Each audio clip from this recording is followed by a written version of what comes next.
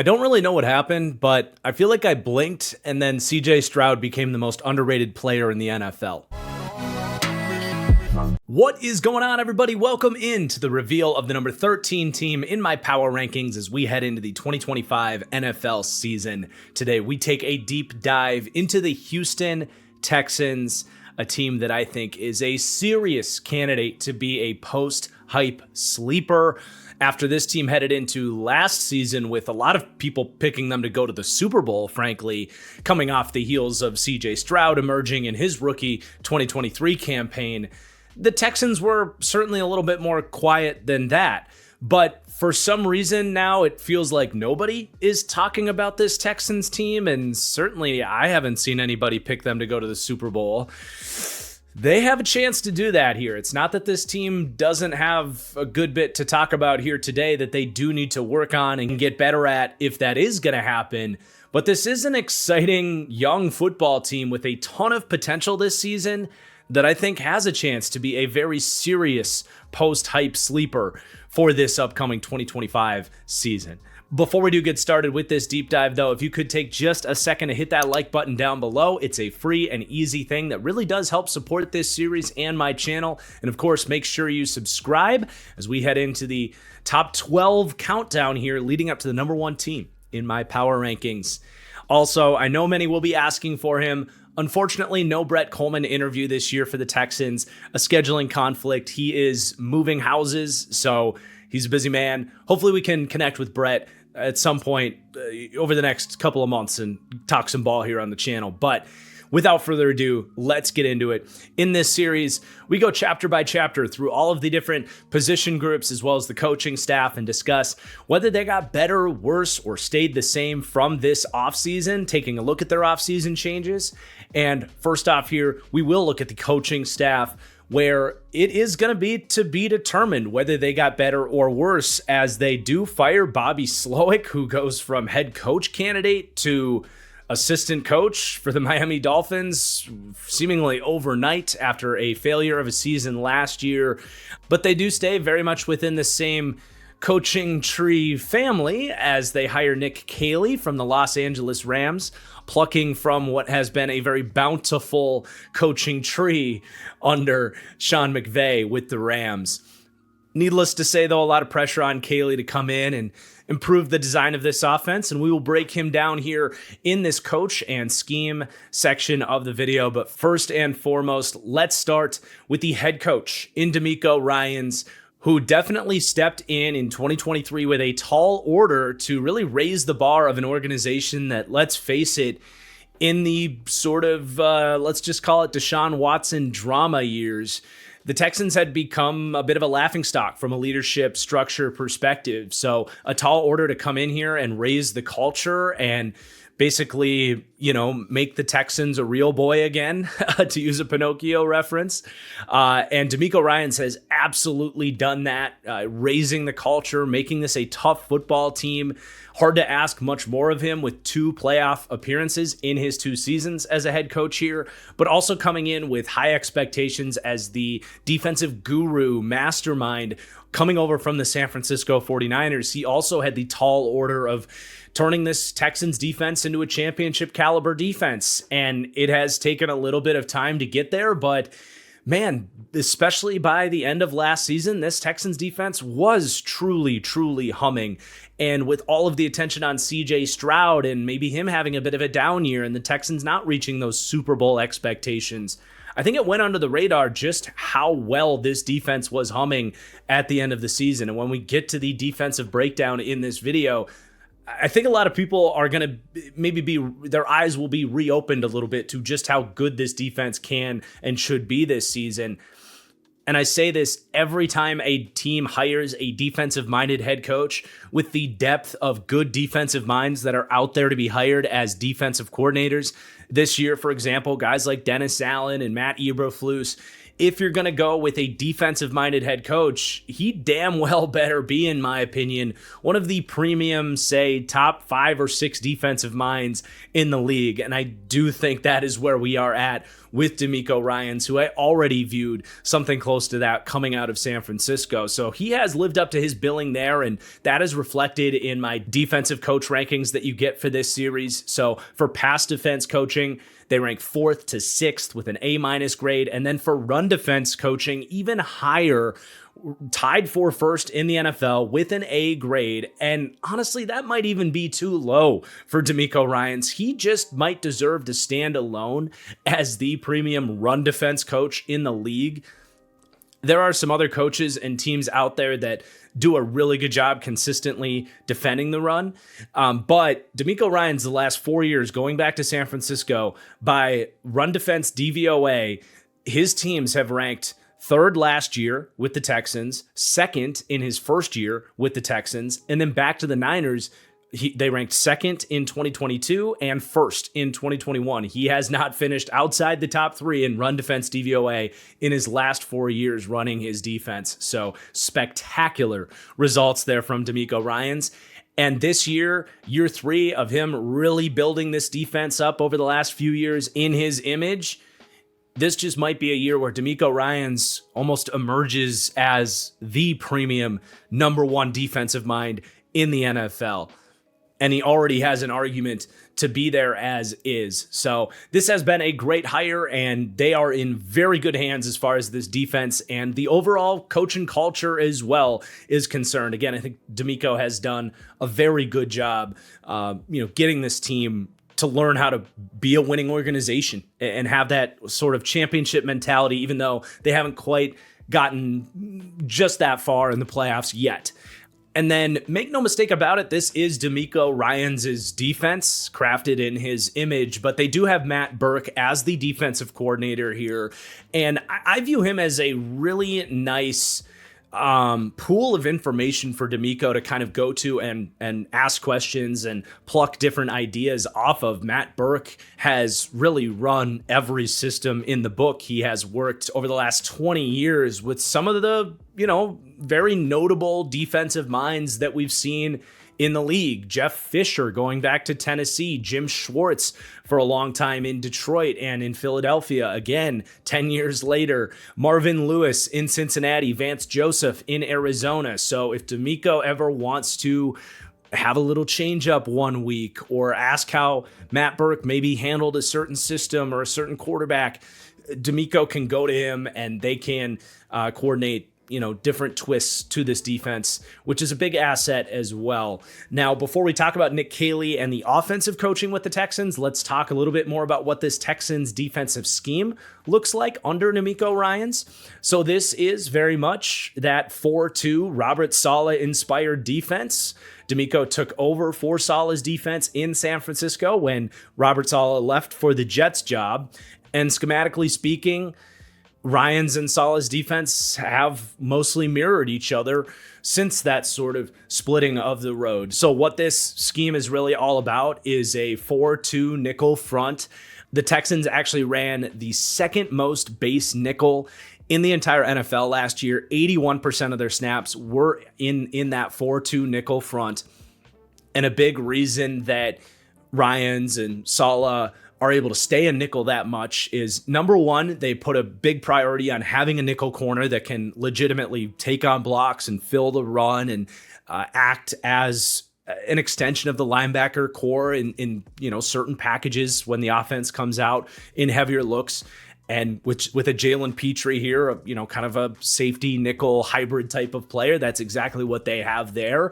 And then another thing you notice with teams like the Texans and the Niners and the Jets in this system is they've slant and twist their defensive linemen so much. And even if they don't come out with a typical nose tackle all the time and have someone that can two gap and plug every gap in a traditional sense, this team loves to really just muddy up the picture for the offensive line, where so many of these O-lines are used to a clean picture of you come out in a certain gap, you know where defenders are going to be as you either get out on a reach block or climb to that second level. You don't always know which direction these defensive linemen are going to be slanting from and looping around and twisting from.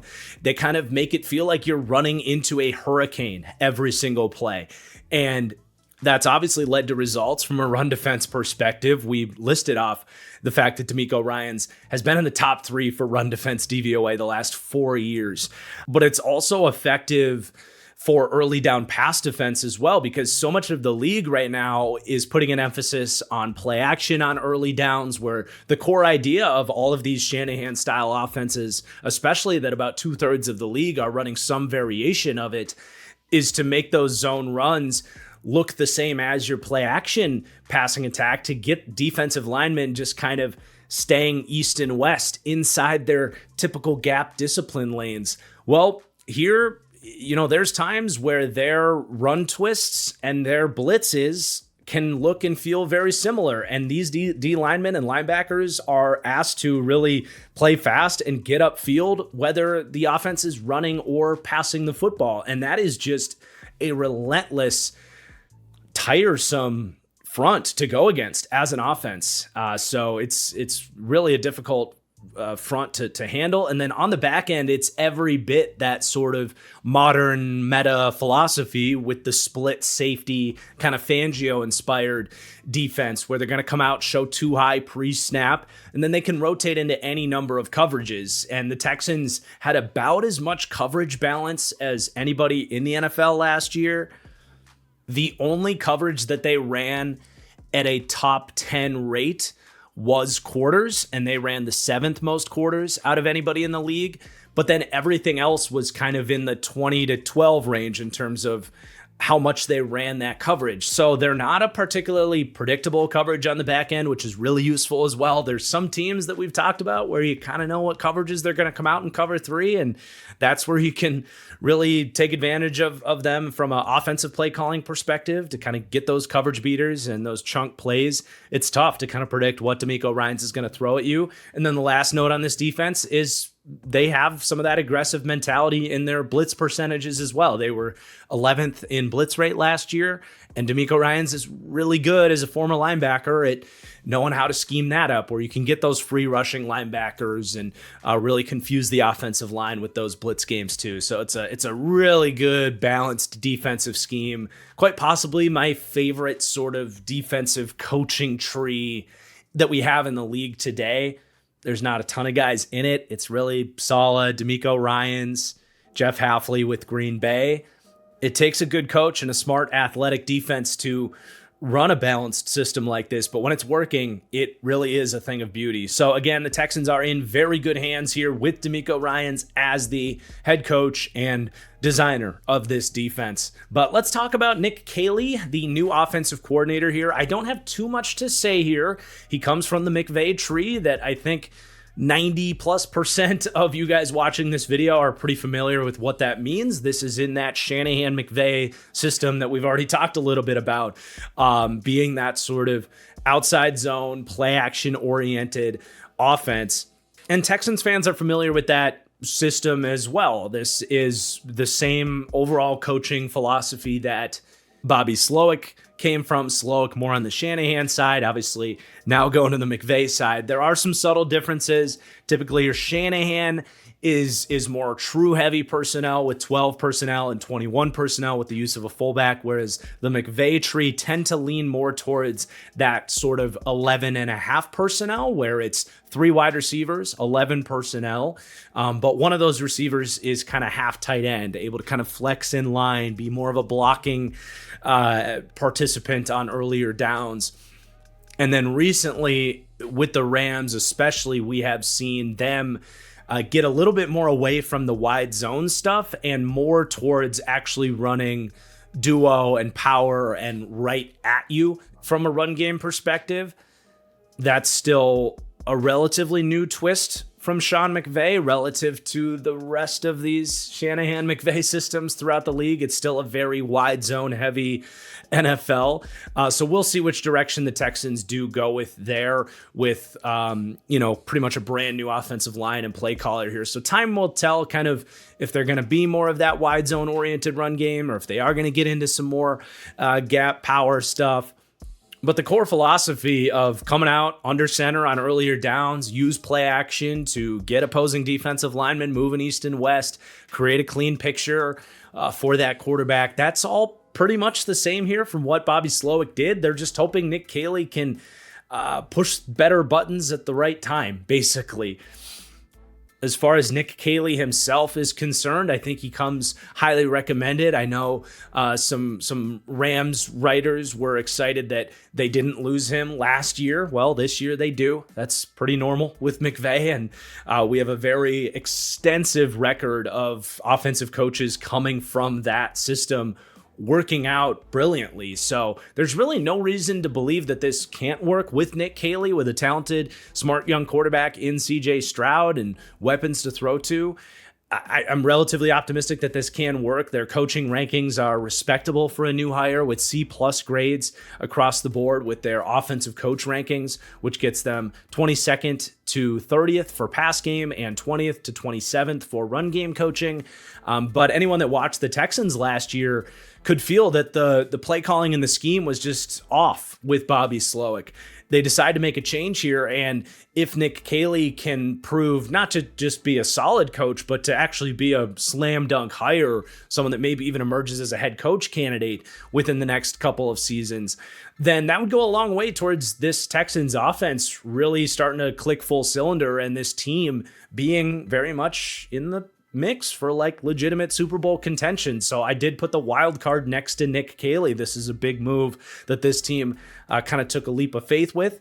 They very much could have stood with Bobby Slowick after his first season in Houston was very good. And I think that does put a lot of pressure on Caley here, but no real reason to believe that he can't be good in this position. So there is your coach and scheme breakdown. Let's now get into the roster segment of this video, starting with the quarterback room, where from an offseason changes perspective, very little change here. They did, for some godforsaken reason, spend a 6th round pick on Graham Mertz. Didn't think he was a draftable prospect, to be honest, but not like it really matters. They have CJ Stroud here, so they are staying neutral with this quarterback room.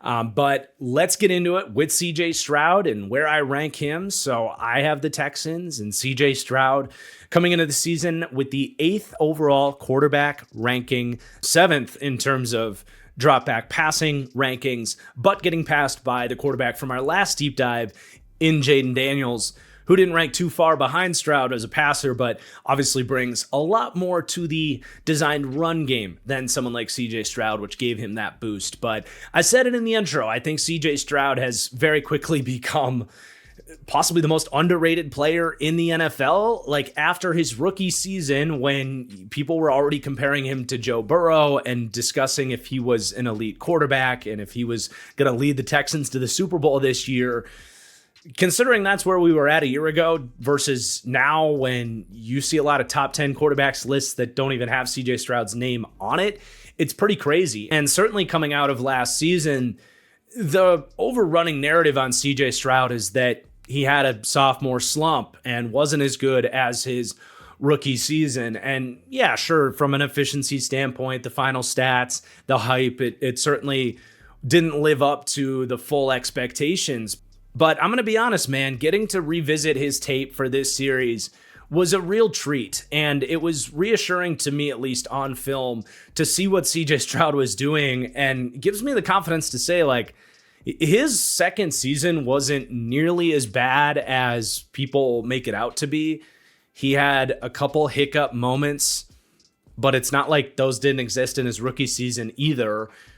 But even in those games where he did start slow or kind of had these brain fart interceptions, he bounced right back and oftentimes led his team either to victory or right down to the finish in a lot of these games. But I really do think the vast majority of the down year for CJ Stroud showed up in the pass protection. That was something that really was a stunner for me in Stroud's rookie season, was how consistent the pass protection was in those play action looks where he was so explosive, where he would fake that handoff, get his head around, and have a clean platform to survey the field and deliver these balls down the field. That went away in year two. It was crazy how a very similar offensive unit with the same play caller just forgot how to pick up stunts and blitzes and was just letting guys through week after week after week. And CJ Stroud had to really improvise and, frankly, put this Texans offense on his back a lot. And there were a lot of moments in this second season, frankly, where I think Stroud showed even more flashes of an elite quarterback in terms of having a poor infrastructure, but still going out and making incredible plays happen and putting his team in a position to score any points at all. And to not really see any sort of regression for a guy who, I'll just be honest, I'll hold my hand up and like it's relevant to the conversation, but I was so totally wrong about CJ Stroud's pocket presence and improvisational skills coming out of Ohio State. Other than that one Georgia game, he was very Jared Goffy in the sense that like he just didn't bring too much out of structure playmaking ability in his last year at Ohio State. Other than that one final game where it was spectacular, like there could have been a world where with poor pass protection, CJ Stroud, got strip sacked all the time and, didn't know when and how to extend plays and mitigate the pocket and manage being under pressure more often. And that same poise under pressure and the same creative instincts that he showed in his rookie season that were so sensational, they were even brought further to the forefront and accentuated even more, which is kind of exciting. And hopefully now you can get back to this offense having more early structure offense where we know CJ Stroud can execute that stuff. He was really smart in terms of processing and decision making as a rookie. Was very good again in his second season. That was his selling point coming out of Ohio State. He very much is in the conversation for who the most accurate quarterbacks in the NFL are. I can't take that away from Joe Burrow right now, but Stroud very much might be number two. He has just got this effortless, seamless. He's just got this effortless, smooth release that whether he's within his mechanics inside the structure or on the run, like he really does have exceptional arm talent to put the ball out there wherever he wants, whenever he wants. It's all in there for CJ Stroud to get back on track of this sort of elite quarterback trajectory. I am certainly not looking at last season saying, well, he's just a tier 2 guy now or a tier 3 guy or however people are talking about him now. Like we're still learning just how good CJ Stroud can and will be. And obviously if he can emerge into that, elite quarterback tier where right now we kind of have a big 4 in the NFL, that alone can really make the Texans Super Bowl contenders. But even if he is quote unquote what he kind of is now, I think that is a tier 2 quarterback, someone that elevates your offense. And my definition of that tier 2 is really someone that in a 10-year window you expect to win a Super Bowl with. Someone like a Matthew Stafford, for example, would be the kind of go-to tier 2 quarterback for his career. So definitely not selling my CJ Stroud stock, buying it if anything. And it's a fun position selfishly to be in because I wasn't a huge believer that CJ Stroud was ever going to be even this good coming out of Ohio State. But I do see it. I see it on film, and he's blown me away. So they're in very good hands with him. And his existence here is a core reason why the Texans do have Super Bowl potential this season. Now, as far as the backup room is concerned, Davis Mills heads into year 4 here.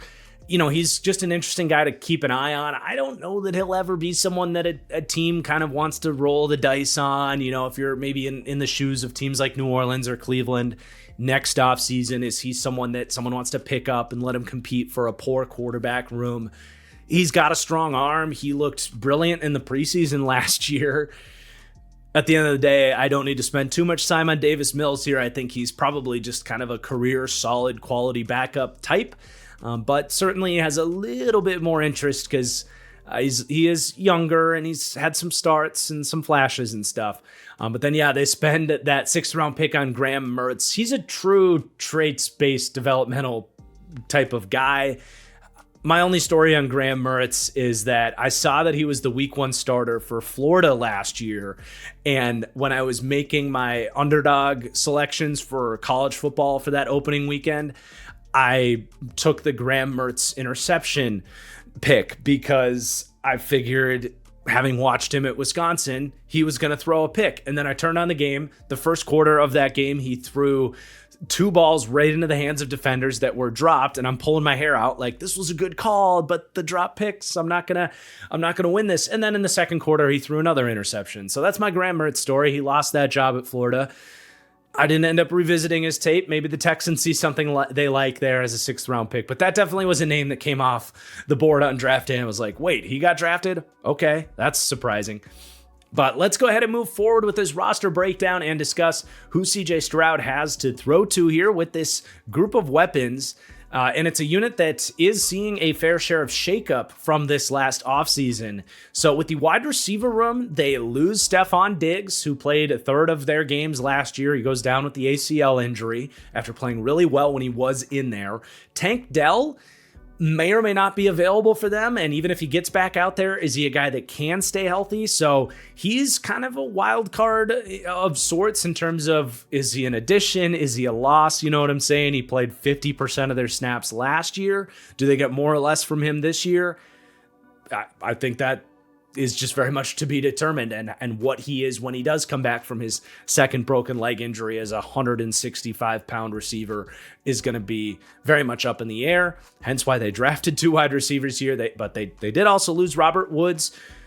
Very slight loss as a rotational player for them last year, but 3 core additions here. They bring in Jaden Higgins in the 2nd round and Jalen Noel out of Iowa State, both day 2 draft picks, teammates, very exciting additions that we get to break down here. And they go and acquire Christian Kirk as kind of a bounce back candidate after a down year in Jacksonville last year. So with a couple of rookies and Christian Kirk struggling to stay healthy in recent years, along with, whatever Tank Dell's going to be this year, I said to be determined in terms of whether the wide receiver group got better or worse from this offseason. But then at tight end, I do say slightly upgraded. Not really any losses. Tegan Quatoriano, a draft pick from a few years ago, hardly played here. And then they do get Brevin Jordan back from, I believe, a week 2 ACL injury. And they also draft Luke Lackey out of Tight End University, Iowa, in the 7th round. So slightly upgraded with the tight ends there, adding Brevin Jordan back into the mix here. But let's get into this group. So as I rank these units and these teams at their floor, the Texans still have a very good group of weapons here. I rank them with an A- grade, 8th to 9th in the NFL. But there are a lot of pockets of this team that if they can hit some green lights, have some things go right for them, this could be even much more of a difference-making, offense elevating type of offense here. But the core reason that they do still rank inside the top 10 is Nico Collins here, who absolutely deserves his credit for emerging, in my opinion, as an elite alpha number 1 wide receiver.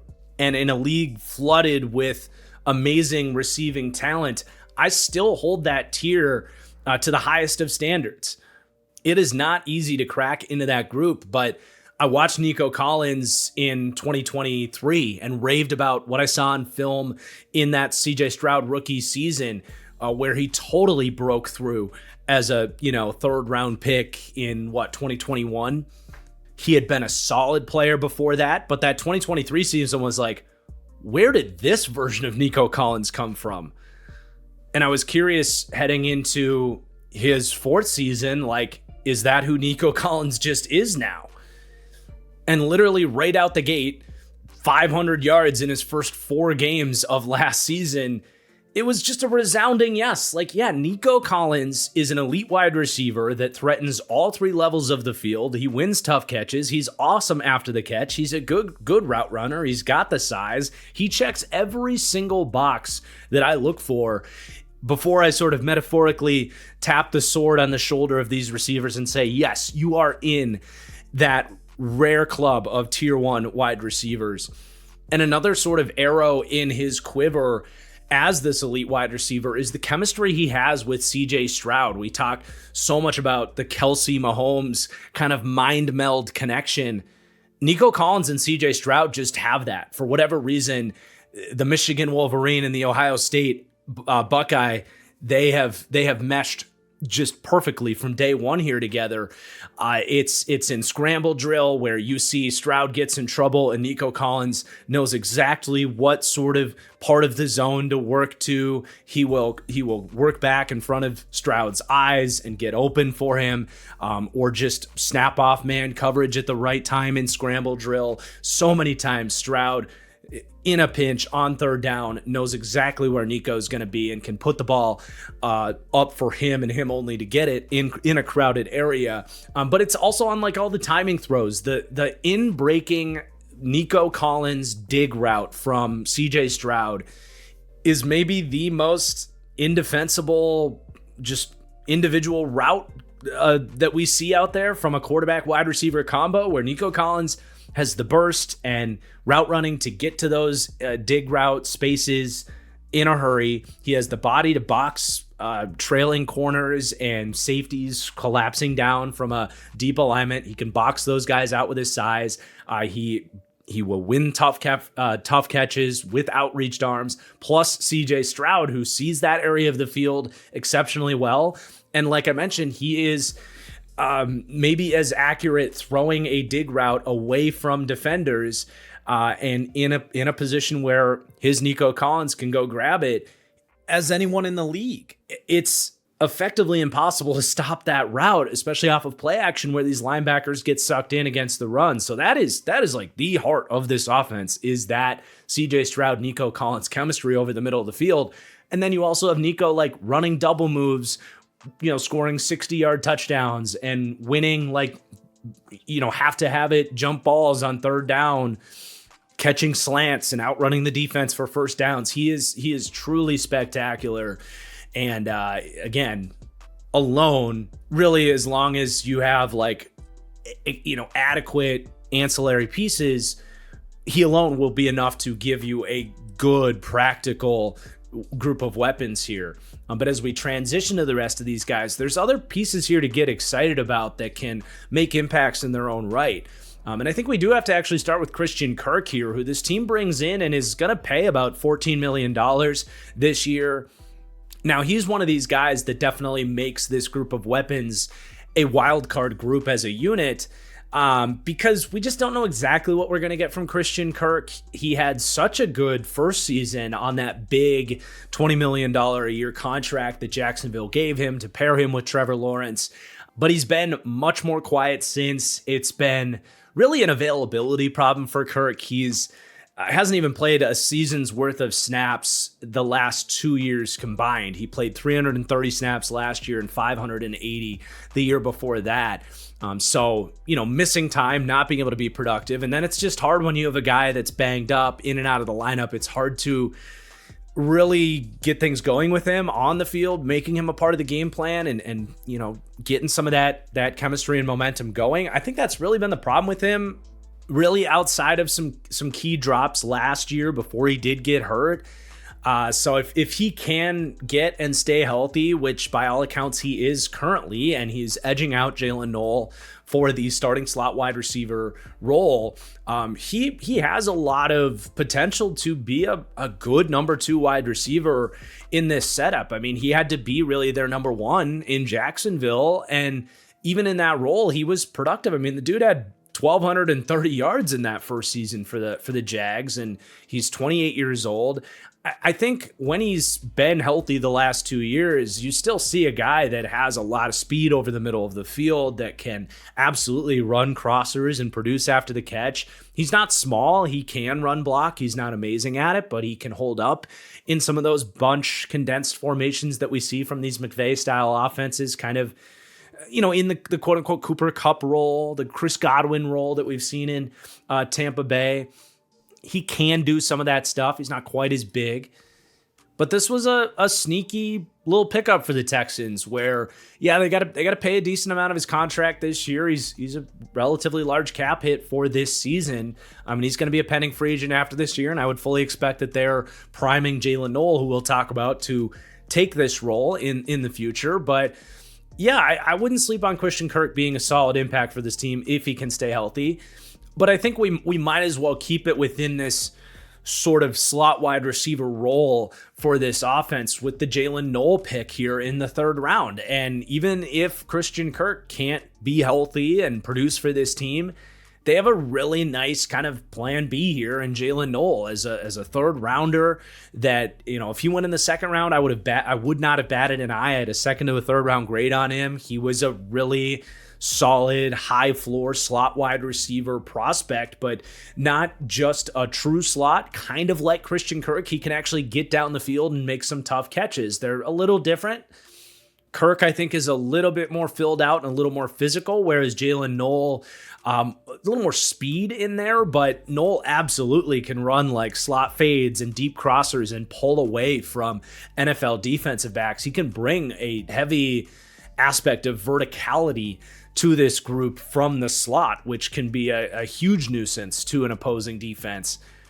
So while he is an unproven rookie and Christian Kirk is someone that's been dealing with a ton of injuries, I think the two of these guys together, there is a very good probability that they're going to get an impact player from that sort of explosive slot receiver in this offense.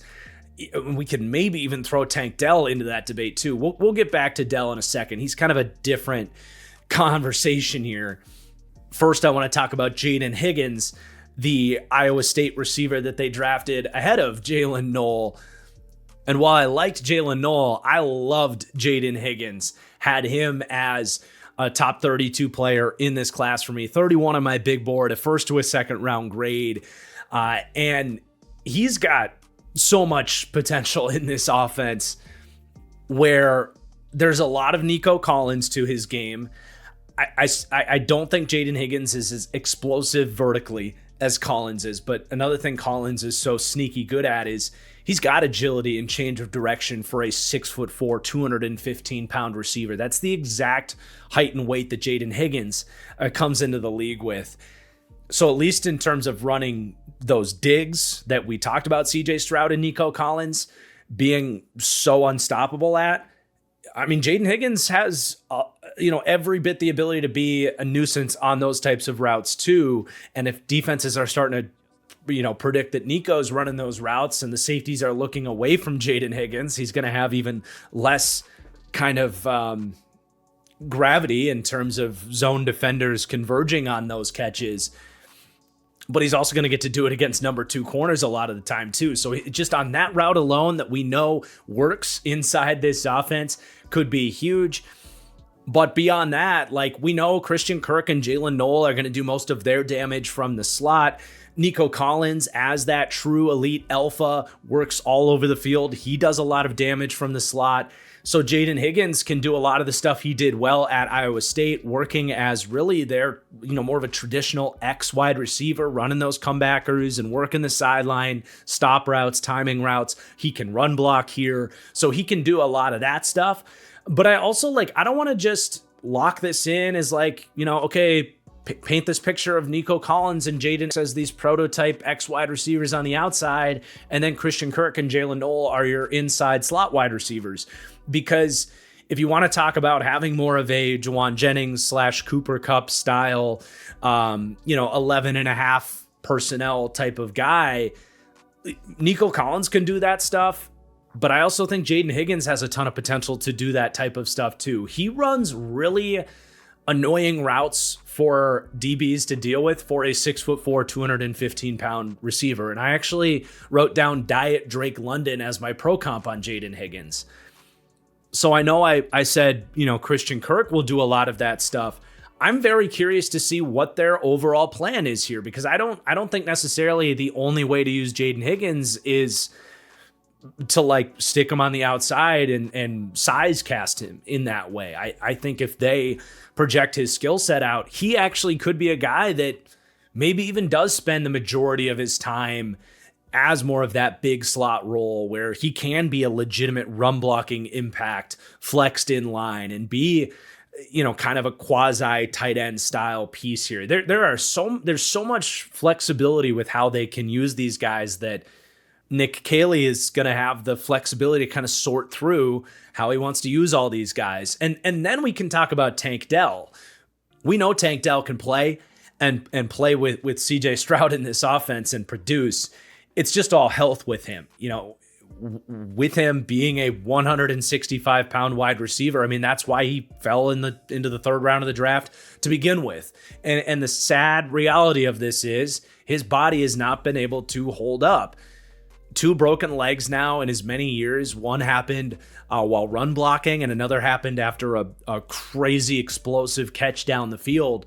Was pretty fluky, but it's just physics, right? And not just can he get back out there after going through 2 broken legs, but can he stay healthy and can he get the same explosiveness back? I mean, that is what Tank Dell is all about. I don't know.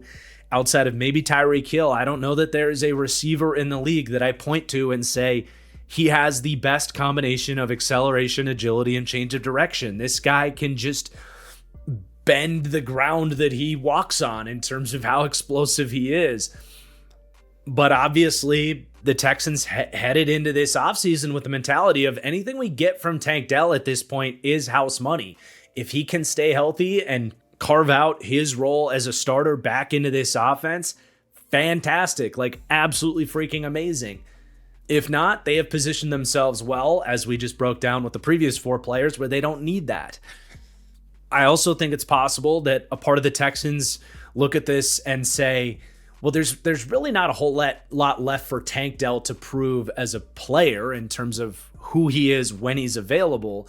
Maybe they view him as much more of a rotational impact player where big moments, third downs, playoffs, critical games, critical moments in the season, that's when he's playing. And they just understand the injury risk with him and that he can't be out there all the time, or he's a fluke contact or non-contact injury away from his season being over. Well, if they just reduce his exposure and only play him in key situations, you can still get high efficiency from him in big moments while keeping him healthy and available for you. So I'm very interested to see kind of where this goes with Tank Dell, with him moving forward. But at the end of the day, they don't need anything from him. But the upside of him returning into the mix with this offense gives Houston top 5 group of weapons in the NFL type of potential. Then we can rip off the rest of the wide receiver depth, where they do have a bunch of it. They have John Mechie still around here. Unfortunately, he just hasn't really been able to break through with any semblance of consistency. I still think he's a talented former 2nd-round pick out of Alabama, but it just hasn't really been there for him. I wonder if this might be the year that he does get released and maybe, new surroundings, a change of scenery might be what's best for him. But Xavier Hutchinson, I think they appreciate his toughness. Braxton Berrios, I think, is probably going to make this team as a return man. And then Justin Watson has had some big moments for the Chiefs as well. So there's only so many spots to go around. I think Tank Dell right now is probably going to start the season on the PUP list at least. So there's going to be an extra opportunity there out the gate. But it is, for what it's worth, one of the deeper groups of wide receivers, 4, 5, 6, 7 in the league. All these guys can step out there as replacement level backups, and you're not in panic mode necessarily.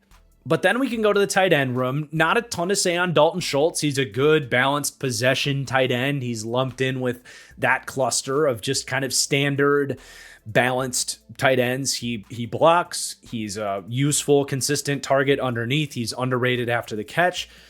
So he is what he is, and that's totally solid. And then you do have Brevin Jordan coming back from the ACL injury last year. He's made some plays, and he's very much in that Jonnu Smith, Gerald Everett breed of tight ends, kind of undersized, more of a wing player. But when you do get into 12 personnel, he can do enough blocked out on the wing where he's either kind of blocking cross formation just to kind of get a shoulder on a guy, or, more stretching towards the sideline where he's going to meet safeties and slot corners where he is a pretty good blocker when matched up in those situations, but really explosive after the catch and off of play action crossers and that kind of stuff. He's someone you got to keep an eye on as someone that will show up from time to time as an impact in this group. And then Cade Stover is a possession tight end that they drafted out of Ohio State. 4th round pick last year. They're kind of grooming him probably to be the eventual Dalton Schultz replacement. And then a 7th round pick in Luke Lackey.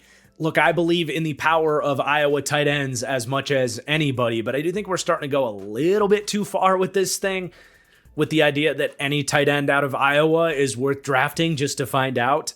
Started, I think, with Eric All and the Bengals last year, people talking themselves a little bit too much into him being Sam Laporta. And then Luke Lackey, really did nothing in his Iowa career. I didn't even think he was that good of a blocker. And he ends up getting drafted in the 7th round, I think, essentially just because of the logo on his helmet. He did win on a double move in one-on-ones at the Shrine Bowl. That was probably the most impactful standout play of his career. But yeah, I didn't really see it with him. I'll just be honest. And then they do have Irv Smith here as well, competing for a roster spot. He was here last year, kind of in that sort of wing tight end role when Brevin Jordan went down. So he would be kind of the backup to that. Maybe they practice squad him or he's out there early in case Brevin Jordan's not fully back to speed after the injury. But yeah, then you got your running back room. In terms of receiving threats here, Joe Mixon is very good in the receiving game. Easy transitions after the catch. He can hang in there as a pass blocker. He's got the explosiveness out in space. So especially in the screen game and on dump downs, I mean, he hasn't had under 330 receiving yards in a season in the last 4 years. So he is absolutely a part of the picture here. Really, the only other running back worth mentioning for me would be Woody Marks, who they drafted in the 4th round because of his receiving prowess. And we might get a chance to see him sooner rather than later. Joe Mixon is questionable week 1 with another foot injury here. I didn't really like Marks as a running back prospect, but as a 3rd down back only, I liked him. So I think that's probably what they see in him. And he was just really polished by college receiving back standards in terms of smooth hands, turning up field, explosiveness after the catch. I think he's got potential as a pass blocker as well. So he's the one piece here that I look to and say he also might be more of an impact as a pass catcher out of the backfield. Whereas, everybody else, it's kind of like they're not horrible if they got to be out there on 3rd down, but nothing you're overly excited about or worth breaking down in depth. But that does round out this group of weapons where it really does feel like they have a million different people to throw to the football to here that you could feel pretty good about, kind of all circled around Nico Collins.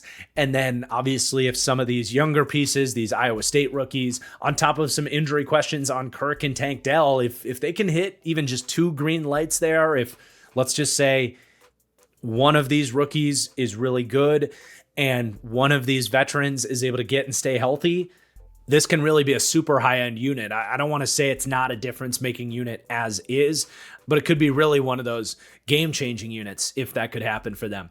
But let's go to the backfield now with more of a focus on the run game and take a look at their offseason changes at running back. So they're not losing anybody on paper, but they do bring in Nick Chubb, a year removed from his ACL injury in Cleveland. And then Woody Marks, the 4th round pick that we mentioned. So I said slightly upgraded at running back, but I have this position group also as a kind of wild card critical factor for this Texans team, because you've got some questions with these veterans in terms of health and injury recovery, really. So it's a tougher unit to rank. I have them with a B grade, ranking with a large cluster of good running back rooms, 11th to 17th in the NFL. But if you could guarantee me Joe Mixon is able to get and stay healthy, I would say they are a crop above that. But I'm starting to get a little worried about this. I mean, another foot injury for Joe Mixon, starting to get a little scary. Like 2021, he suffered a season-ending foot injury, and we really spent the next couple of years watching a Joe Mixon that just didn't have the same burst with those Bengals, to the point that when the Texans acquired him, I was kind of like, why? Like, he kind of felt washed up, and the Texans took on a lot of money to bring him in, and they were right about that last year. Joe Mixon was awesome, but even last year, he suffers an ankle injury. This is a guy, too, that, like, for the last 4 years, as someone that's owned Joe Mixon in my main dynasty league, like, he seems like he's always dealing with something, and some weeks, like, he plays, and he's not always 100%. And the Texans dealt with some of that last year as well, but for the most part, he was really good last year. But unfortunately, like, he's dealing with another foot injury heading into the season. He's questionable to be out there week 1, and I'm starting to get a little nervous here that at 29 years old, like, they kind of squeezed one more big year out of Joe Mixon, and maybe this year it's going to fall off. That's the negative outlook on it. The positive outlook on it is, hey, they brought him in and he looked incredible. He looked as explosive as he ever has last season. So I don't want to just completely dismiss that and act like they don't have anything here in Joe Mixon. Far from it. Like, I still rank the Texans in the top half of the league for their running back ranking because of what we saw from Joe Mixon last year. It's starting to get a little scary for me here. But he did. He had some runs last year where he absolutely looked like a top 10 running back with the breakaway speed, the ability to turn the corner, but also the ability to kind of slam on the brakes and make you miss, the power to run through you. He is a true, complete star running back when he's fully healthy, but that is kind of the question right now as we approach the season. And then you have question marks as well with Nick Chubb next to him, where, okay, another season-ending, career-threatening knee injury in 2022, a long road to recovery, and he finally gets back out there mid to late last season for Cleveland in a dumpster fire season, and he just clearly didn't have the same juice and acceleration that we are used to with Nick Chubb in his prime.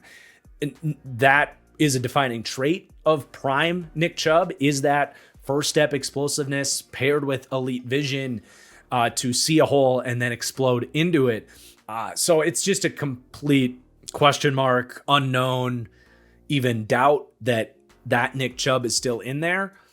I think the most likely outcome here for, turns 30 this year as well for Nick Chubb. The most likely outcome is we're still talking about a gritty runner, something like, late end of career Frank Gore, where he's still edged out like some tough seasons. Someone with size, vision, and toughness. But is that an explosive difference-making player? I think that's very unlikely that we get that version of Nick Chubb. But Nick Chubb is also a freak athlete with, I would say, Frank Gore-esque resiliency in terms of putting in the time to recover this. I think this is his third career ACL tear. Is that incorrect? I know he dealt with that in college coming out as well.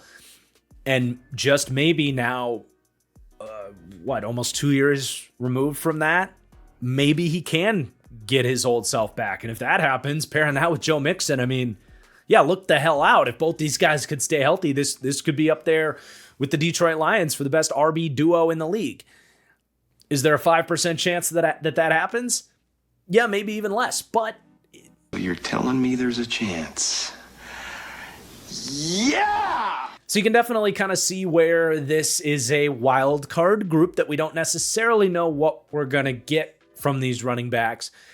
There is some depth here as well if they have to get to it. Dameon Pierce was kind of in the doghouse here. He's a guy that has shown very frustrating vision in his time with Houston, and he's certainly lost his playing time because of that. He is also a guy that had some huge flashes as a kick returner last year, but he did start week 18 and against the Tennessee Titans had 176 yards on 19 carries. Kind of a pissed off remember me performance from him as he now heads into a contract year. So just off of that performance alone, really, I wouldn't rule out Dameon Pierce, who I did like coming out of Florida, who has a very violent running style. Even if his vision is questionable, he is a brick shithouse that is a creative runner as well.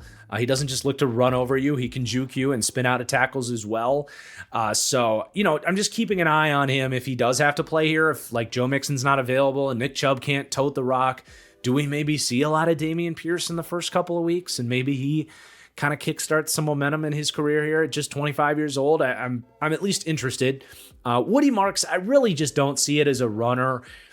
Would love to be wrong there. I think he has a lot of potential in a third down role. But in terms of vision and breaking tackles and creativity between the tackles, it just wasn't really there for me. Dario Gumbawale, frankly, him and Woody Marks might have to duke it out for that third down specialist role.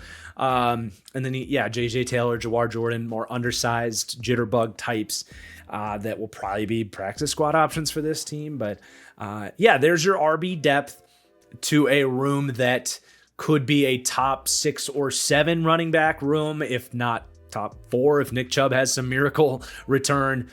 Or they could be dealing with some availability and age regression, durability type of stuff. And this is a bottom 4 or 5 running back unit in a worst case scenario. That's maybe overly pessimistic on this Joe Mixon injury, but I would be lying if I'm not a little bit, concerned there. Hopefully it's nothing.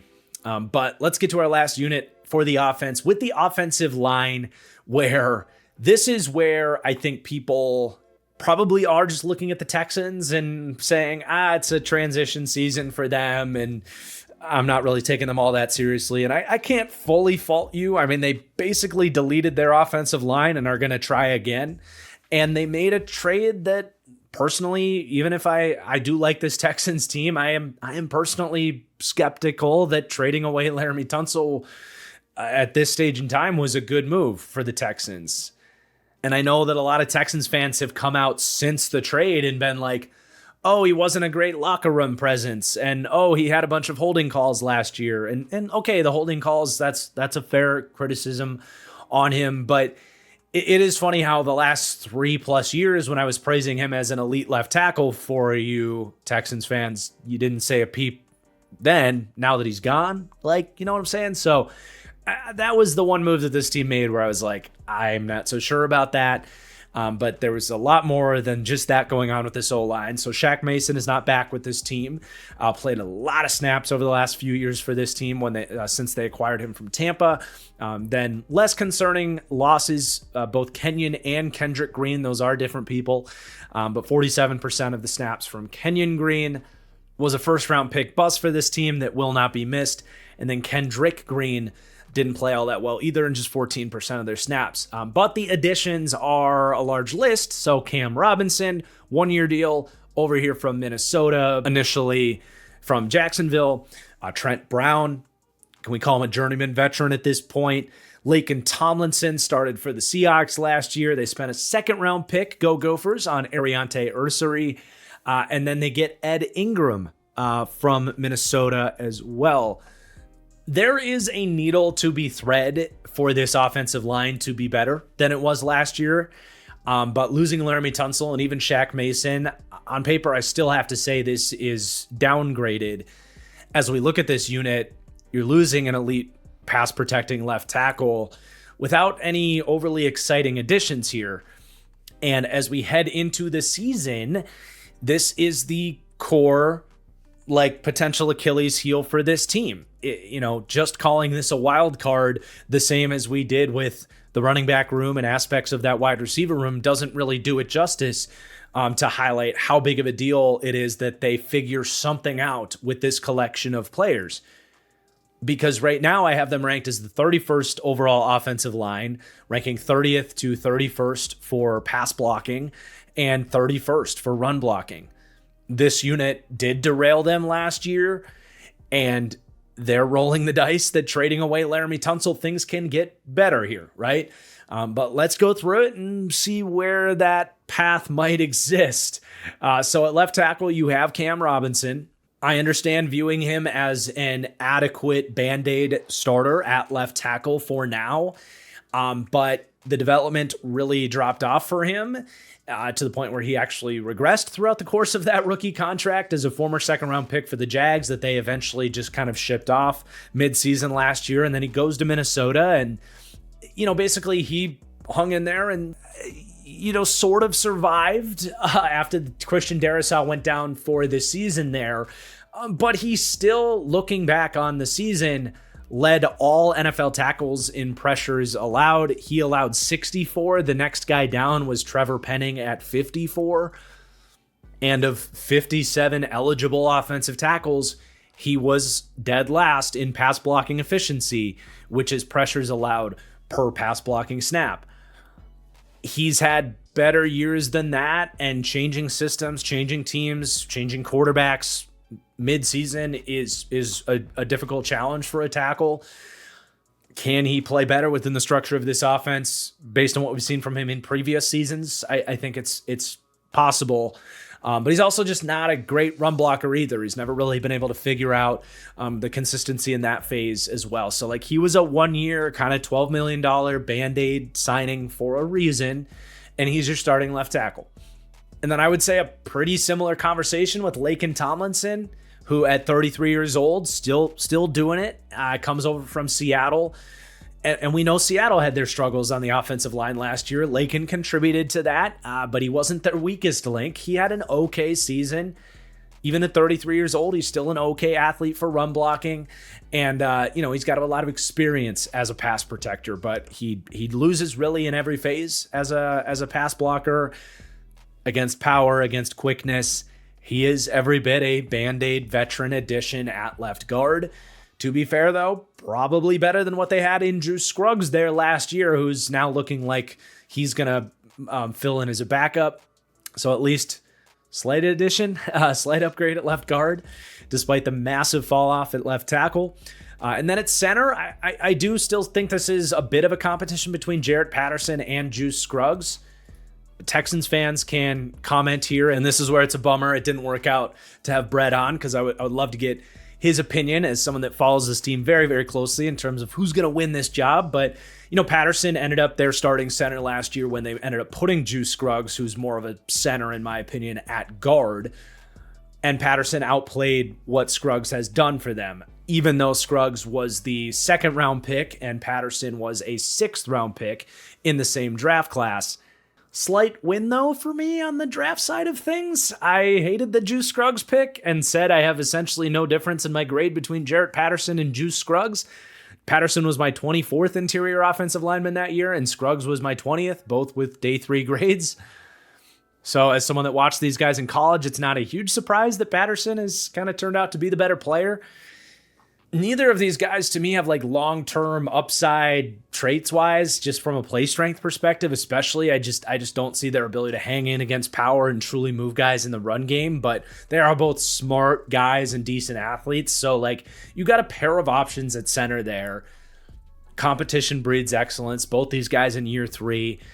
I think there's reason to believe that between Patterson and Scruggs, you can have replacement level adequacy at center.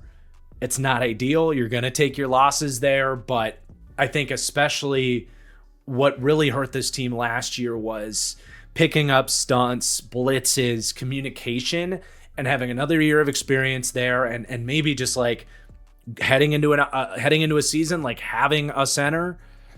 Right now, it seems Patterson, who got the majority of those snaps there the second half of last season, and according to our lads, he is in there with the ones as the center. Just having that mainstay could actually make a world of difference for this team. Even if from a one-on-one perspective, he's still a guy that's going to take his losses if you can find a way to isolate him by rushing 5 players.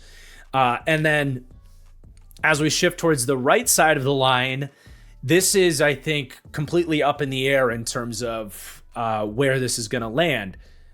So much so, it's a little behind the scenes here, but I made this graphic yesterday and they had Blake Fisher listed as the right tackle.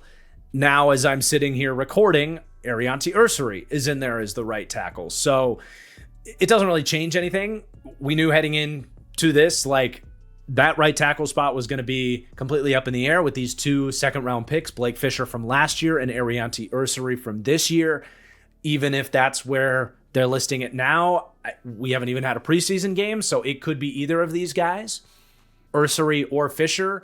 But just kind of reacting on the fly here without any notes, I do like the idea of Ursary winning this job. I think that's for the best because I liked Blake Fisher as a second-round pick last year. Very young player out of Notre Dame that has an outrageous record of sending starting caliber NFL linemen to the league. You don't even have to leave this lineup with Jarrett Patterson was out of Notre Dame. But definitely took his struggles as a rookie. Blake Fisher lost basically in every different phase you could write up for an offensive lineman. Missed in the run game, lost to power, missed with his hands, lost to the corner against speed. He looked horrible, looked way worse than he did at Notre Dame against college competition. So I suppose not a huge surprise if he's getting worked against Will Anderson and Daniil Hunter in practice, that they might want to go see Arianti Ursary and see what he can do. Doesn't mean he's going to win this job, but we'll see. I mean, I think Ursary was an even better second-round prospect than Blake Fisher was, though I had those guys pretty close. But I think Ursary has really nice traits, and ideally, the best case scenario here is that Fisher and Ursary do develop, and those are your 2 starters. I don't want to just completely write off Blake Fisher already. I still think there's physical potential in there if he can figure out the technique of it all. But Ursary moves exceptionally well for a very large human. He was a really good wide zone run blocker for the Gophers. And then in pass pro, like, he had a lot of good looking wins and had a lot of bad looking wins. Honestly, reminds me a little bit of Tyler Guyton, who went to the Cowboys in the first round last year, as a guy that, like, has all the traits. When he wins, it looks pretty. When he loses, you can point to his feet or his hands and be like, hey, this is why he lost. You got to clean that up and not make that mistake as consistently as you do. But obviously, if either of these guys are starting, they're just going to be the biggest of question marks and wild cards for this team in terms of what can they get from either or both of these guys. But there is a third leg of this conversation. Pause. But there is a third branch of this conversation, and that's the Trent Brown factor here. Trent Brown can play right tackle. There is no doubt. But he is 32 years old and really hasn't been able to get through a season healthy ever. I mean, he's one of these guys that his physical build just puts so much pressure on his limbs and his joints that you can understand how he gets banged up. He's 6'8", 365, 370 pounds. But just to rip off his last 6 years, 139 snaps, 579 snaps. 2022, miracle season. He played every game, 1,030 snaps, but then 551, 282, 581. He was available effectively for nothing here for a reason. A 1-year, $2.3 million contract. It is amazing to look at him here in August and say, oh, well, at least they have Trent Brown if Blake Fisher and Ursary don't work out. But there's a reason they're rotating these guys in camp and trying to figure out who should be out there as their starting week 1 tackle. And hell, even right now, he is dealing with a knee issue and he's listed as injured/inactive for this team. But if he can even make this team and recover from that, there's different ways they could go about this. They could just wait to see if both of these young tackles are complete nightmares and then just go to Trent Brown as a fallback option until he presumably gets hurt again. They could play matchups and say, okay, this week we got the Raiders and Max Crosby. Let's put Trent Brown out there and not get CJ killed. Whereas the next week they might have a better matchup and put the kids out there to develop. They could play it that way. They could just totally keep him as a secret weapon for the playoffs, try to get through it and put Trent Brown out there week 17. It's not that it's a bad thing to have him around, but he is a unique conversation that shouldn't be treated as a starting option for this team, I don't think. It would be a true miracle if they could get even 9 games from Trent Brown. So just the utmost of wild cards with basically the other tackle opposite of Cam Robinson, who's probably just going to stay there at left tackle for the season. And then there's actually maybe a leaf sprouting from the third branch of the right tackle conversation in Titus Howard. Right now they do have Titus Howard listed as the right guard. To me, Titus Howard is a tackle, and his best tape has been as a tackle, so much so that for those looking at the graphics, you can see I've got a 73 rating on Howard as a tackle, but a 68 rating as a guard. He has been much worse as a guard for one reason or another. His game just hasn't translated inside as well.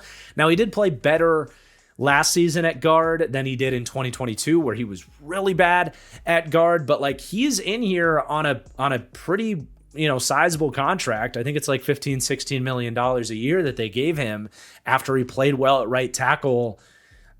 Just going off memory, I think after the 2022 season. So that's yet another option for them, is to put Howard back out there at tackle, and then you're going with a Scruggs or an Ingram or even an Ursery, I think could play some guard, going with a different guard there. There's flexible options there. But at least for now, they seem to like him as a right guard. And maybe this is just a right side, left side thing too, because again, just going off memory recall, I feel like when in my mind, remembering him getting destroyed at guard, it was as a left guard. So maybe it's a right side, left side thing. But yeah, for now, they seem to have him listed as a guard, and maybe settling in just in one spot for him at right guard could be good for him. But I just don't think his guard tape has been all that good or anything to get all that excited about. But technically, he could be this team's best tackle if they decide to just go with him at right tackle.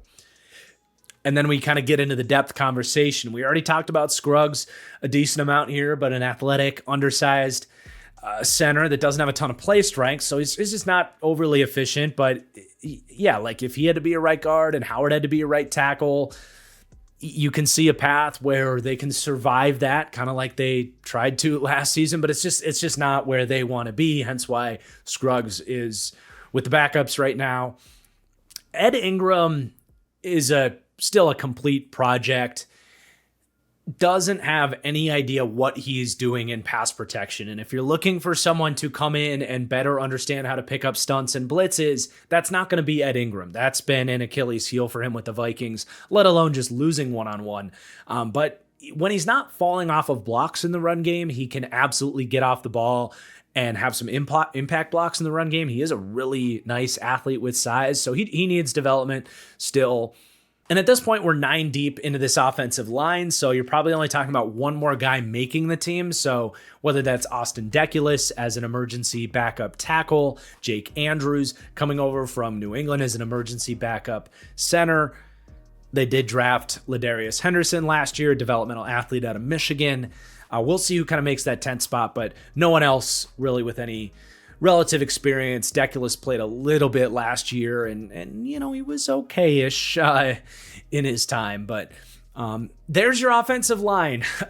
It's going to be something we continue to evaluate throughout the season. It's a rough-looking unit right now. I think the probability of the Week 1 starters being the Week 18 starters is about as low as anybody in the league. They are really counting on a new offensive line coach, which I don't do the position coach changes with the coach offseason changes, just because we've already got a lot going on with this series. It's a lot to track, but they are changing to Cole Popovich as the new offensive line coach, so he as well needs to be mentioned as kind of a wild card with the scheme change, with the coaching. Like they're trying to kind of to use the Moneyball reference, they're trying to recreate Laramie Tunsil in the aggregate and get this group to be better. It's going to have to be a coaching and scheme equation here, with a scheme that, to be fair, does do a good job of sheltering the offensive line with play action. But if this could even just be the 25th best offensive line in the league and not be what it was last year as a bottom 4 unit that was really a problem, if this can just be like, maybe don't have any strengths with these 5 players, but you don't necessarily have a true weak link, and you're the 24th, 25th best O-line, that would go a long way. But they are a long way away from reaching that point. So we'll see how they can kind of finesse this, or if they can finesse this. That is going to be the biggest wild card in terms of this team reaching their potential. But with that said, on the offensive line, we have this Texans offense ranked 18th overall. They still have a dynamic combination of quarterback and weapons that is going to allow this team to still do some good stuff here. They rank 12th in passing game, especially because of that. But the run game does have some pretty major questions, not just with the offensive line, but with Joe Mixon already dealing with a foot injury heading into the season. And even with that, last year, this team ranked 27th as a rushing offense anyway. So like, it's not like they're coming off some awesome season running the ball either. But 18th for overall offense, but definitely upside to be a good bit better than that, really, with every group. I mean, Stroud can still ascend. The weapons can be even better than we've ranked them. The running back room could be even better than I've got them ranked. Hell, if you just guaranteed Joe Mixon's health, I would have them ranked higher, let alone potential for Nick Chubb, maybe. And then the offensive line obviously really can only go up from here. And the coaching as well is very unproven. So with all those questions, to still be 18th, that's not a horrible spot for the Texans. But at the end of the day, that offensive unit is the source of the lack of buzz on the Texans, because this offense was so inconsistent last year. But I think that has led to a dismissal of how good this Texans defense was last season, and that this is a team with a defensive head coach that is going to have potential, as we start to break down each individual aspect of this defense here, to be the best defense in the NFL and be one of these championship caliber defenses where you don't need to have a top 10 offense.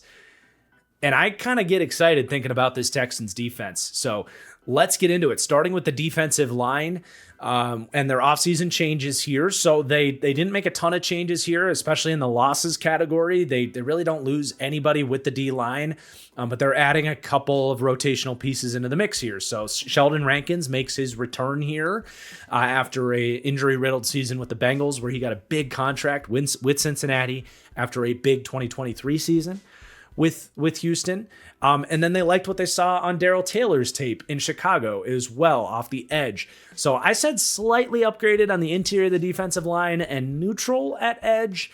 You can pick apart, how you want to list that in terms of better, worse, or stayed the same for this offseason. But at the end of the day, a couple of nice additions at both edge and interior D-line.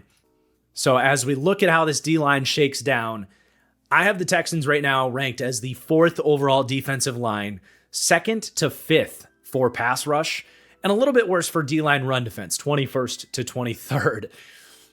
A good bit worse, but still not horrible there. A C+ grade for the D-line run defense and an A- grade for the pass rush. Obviously ranking as the 4th overall D-line. This is a special unit that can cause some problems this year. And the heartbeat of this D-line is going to be your edge tandem of Will Anderson and Danielle Hunter. Quite possibly the best edge duo in the NFL. I think that probably depends on what version of TJ Watt we get this year. But other than Pittsburgh, it's hard to imagine a group that you would discuss in the same category with these two dudes. And for now, I'll discuss Danielle Hunter as the better of the two, although it's really damn close, and I think there's a pretty good chance Will Anderson passes him up here in his 3rd season.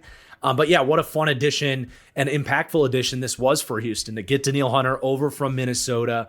Hunter ends up with 74 pressures, 12 sacks, legit high-end number 1 edge rush potential, top 10 edge rush production in the league. I think Hunter is still... even though he's in year 10, he's not even 31 years old yet. But he's going to turn 31 at the end of the season. I think he is still a top 10 edge rusher in the NFL, and he defends the run really well too. I mean, how can you not with those ridiculous biceps and the length that he has and the consistent mentality? Like, he is just a workhorse of a player. So true 3-down number one edge rusher here in Danielle Hunter. Wins with power, wins with an inside spin move. He's really learned how to set up his inside-outside counters and keep guys guessing. We got to see that on display against the Bears in that Sunday night game where he beats Darnell Wright on an inside spin move. I don't remember if he gets the sack or if Caleb got out of it. There was a lot of that for Caleb last year where he, gets out of should be sacks, but destroyed Darnell Wright on a spin move and then beat him to the outside by faking inside and then just running around his outside shoulder. But we've seen a lot more of that sort of finesse approach from Danielle Hunter over the years. We know he can win with the bull rush and with power, and the fact that tackles are afraid of, having to protect both shoulders and losing to power. With his traits and his motor, you're going to produce. So it was well worth it for Houston to go bring him in, and fully expecting another big year from him here.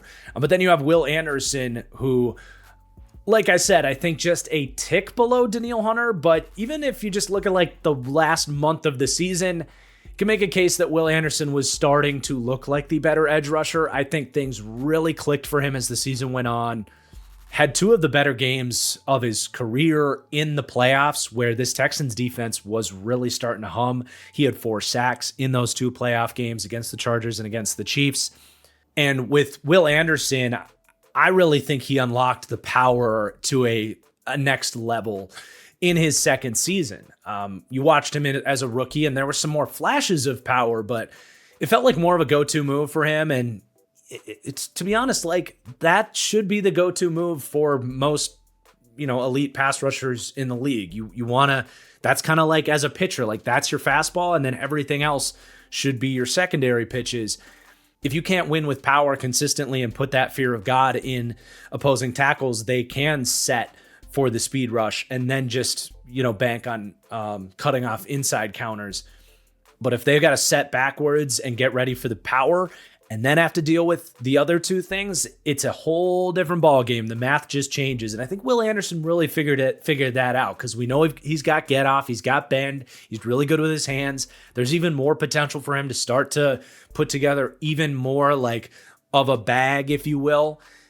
Spin moves, ghost moves, like the real finesse type of stuff. Because let's face it, at Alabama, especially when Alabama was using him as a, in that bullshit system where he's lining up as a 4-eye half the time, like he didn't come out with a ton of technique. He really just won with some power and with his athletic traits. But I think he's starting to kind of put the whole picture together a little bit, and that's scary.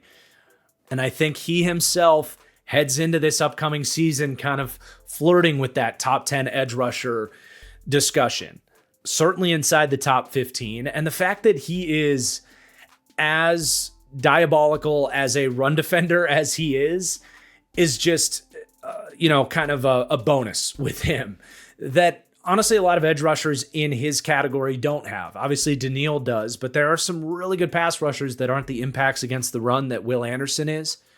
That was drilled into him at Alabama, where he did have to take on some double teams in his role and play with that pad level and stack peak shed technique. He can command the edge, but he also can shoot gaps in this system that, like we described, they love to knife these guys and allow them to play aggressive and get into the backfield quickly. He can do that. I also think outside of Micah Parsons, he is the most disruptive edge rusher against, how do I want to word this? Like schemed up offense, if you will. So like any sort of read option or play action boot, or if you're trying to kind of have a cross formation tight end come over from the opposite side of the backfield and chip Will Anderson, like anytime you're looking at that defensive end and trying to get a mathematic advantage with a play fake or a cross formation blocker and kind of quote unquote leave him unblocked, he is not having that shit. Like he is so loopy, so bendy around those blockers, and so good at sniffing out play action nakeds or read options where you don't want to read Will Anderson because he can take away both the running back and the quarterback because he's so quick to break that stuff down and physically to get inside and outside. So it's been really fun to see him come into his own as a rusher.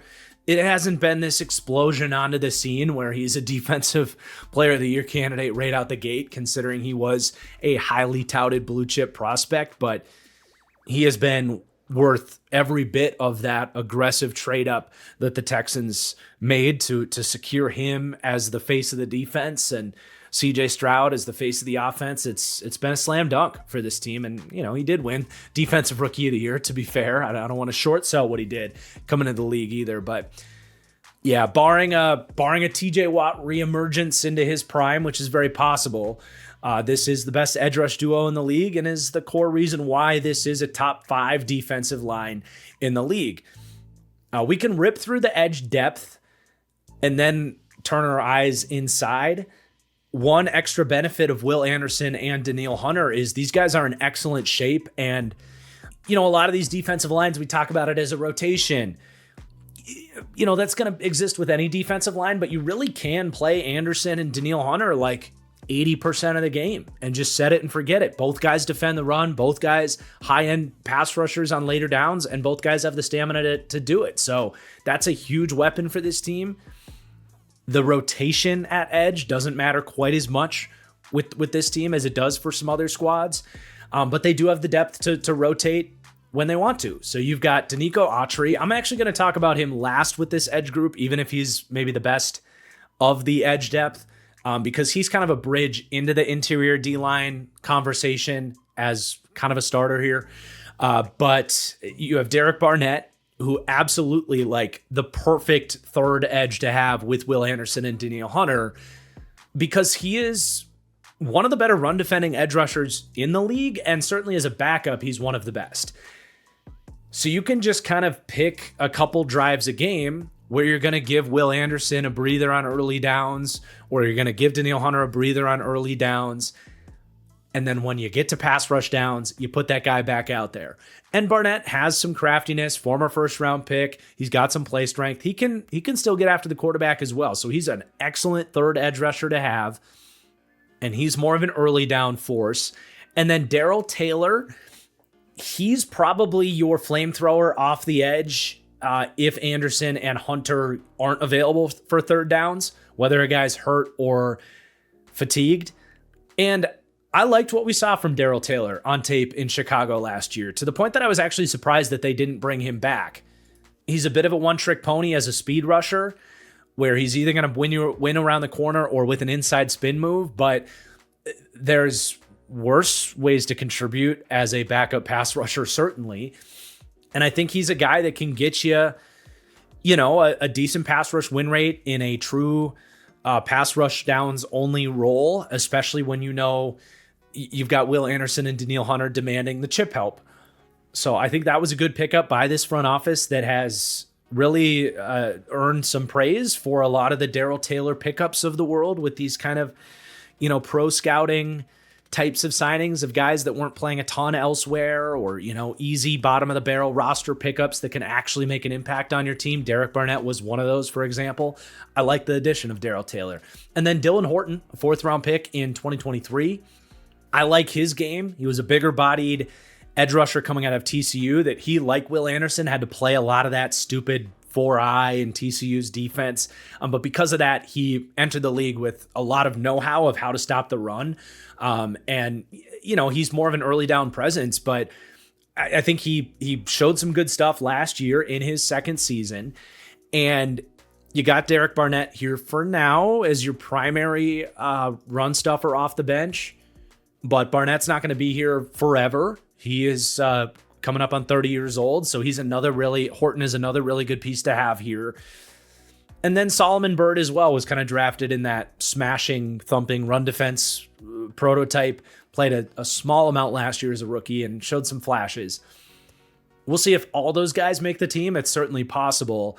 But then, you do have Danico Autry as well. 35 years old, so you don't want him playing a ton out here.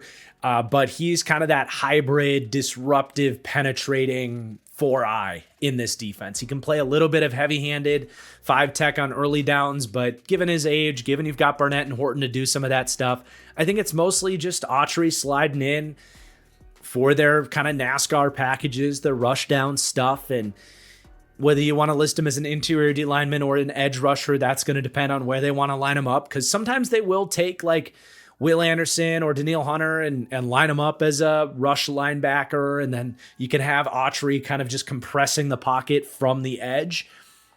But I think he's in a good spot to make an impact for what he is as a rusher as well. And then you have kind of your more core starting interior D linemen. I chose to highlight Tim Settle and Sheldon Rankins on the graphic, but really Folorenzu Fadukasi every bit deserves to be up there as one of the 3 starting interior players. All these guys are going to play. And honestly, all 3 guys are adequate, at least on all 3 downs. I think Tim Settle's probably the most balanced, and with that, he did play the most. Obviously, Rankins wasn't here last year, but he played a little bit more than Fadukasi. And Settle's got a taller build. He can get blown back against double teams at times, but he still made an impact against the run. He had the next most defensive stops on this defensive line after Anderson and Hunter with 23 defensive stops. And with the way that they, play this front, as they want these guys to slant and all that, he's got really quick feet for a big guy. He's got one of the weirdest builds you'll ever see, where he's like built like a refrigerator and he's huge up top, and then he has like tiny skinny ankles. So he is quick in his lower half, and that helped him rush the passer a decent amount last year too in this system that runs a lot of stunts up front. He had 43 pressures and 5 sacks last year. So he's a nice starting caliber player for them. Certainly an adequate complement to the first or second best edge rush duo in the league. And then I'm excited to see Sheldon Rankins back here. He's talked a lot about how last year he just dealt with injuries and wasn't himself. Unfortunately, that has been the book on Sheldon Rankins, is just any given season could be what the Bengals got last year, where you effectively get nothing from him. That started with him in New Orleans and with the Jets. But the thing with Rankins is it seems like every time he has a down year, he does have a really good bounce back year the next year. So like there's every bit a world where they get something closer to what they got from Rankins in 2023, which that was a 42 pressure, 6 sack defensive lineman that can also kind of get off blocks and have at least a disruptive side of him in the run game as well. Even if he's not someone that can anchor against double teams or anything like that. That was a legitimately good interior player that warranted a sizable free agent contract for the Bengals.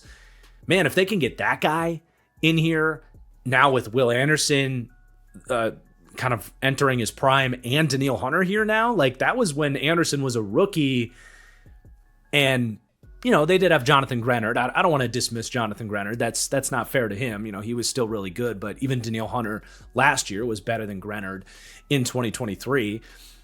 I mean, you could really be cooking with gas if you could get that from Rankins, but obviously kind of a wild card there. There's no guarantee that that's who he is or if he's healthy, but based on what he's been saying, it seems like that's possible.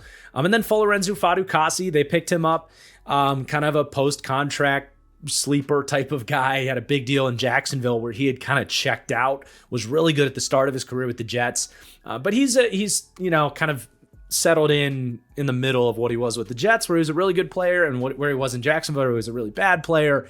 He's just kind of a balanced, usable rotational starter, a bigger bodied against the run type of guy. If they want a guy to play the nose, he would be the one that can actually sink his hips and not give up a ton of ground against double teams. He's pretty solid at that. So he'll be in the mix, and then he can push the pocket as well a little bit if asked to rush the passer.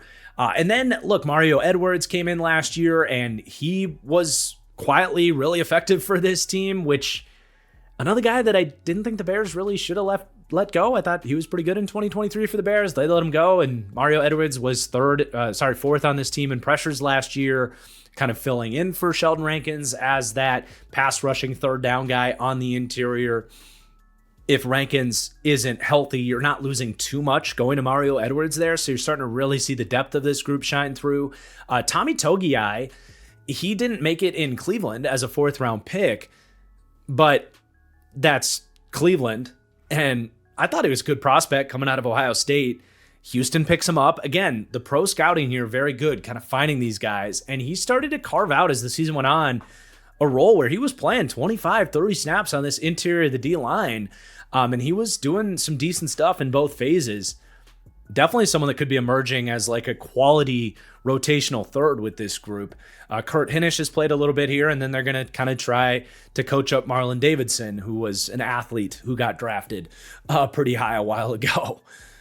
Has certainly struggled wherever he's been. But this is one of the more fun defensive lines in the league. Obviously one of the more impactful ones with how we have them ranked. But if Will Anderson can kind of take that last leap here in his third season, think of the leap that like Aiden Hutchinson took from year 1 to year 2. Will Anderson is going year 2 to year 3, but that would be the same age. Anderson came out as a true junior. Hutch came out as a senior.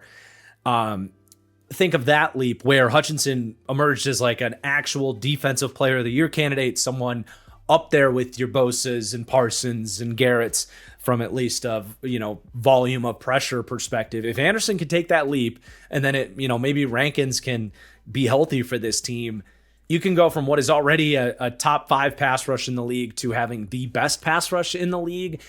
And that, to me, obviously jumping the gun a little bit before we talk about these other position groups, but that jump would almost ensure that this is going to be a championship caliber defense. And I don't think it's that crazy to see those two things happening.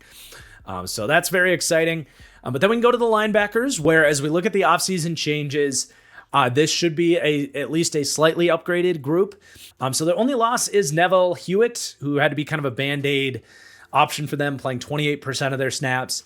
But they get a fully healthy Christian Harris back. He missed the majority of what was going to be a big third season for him. Wasn't able to get out there till week 15.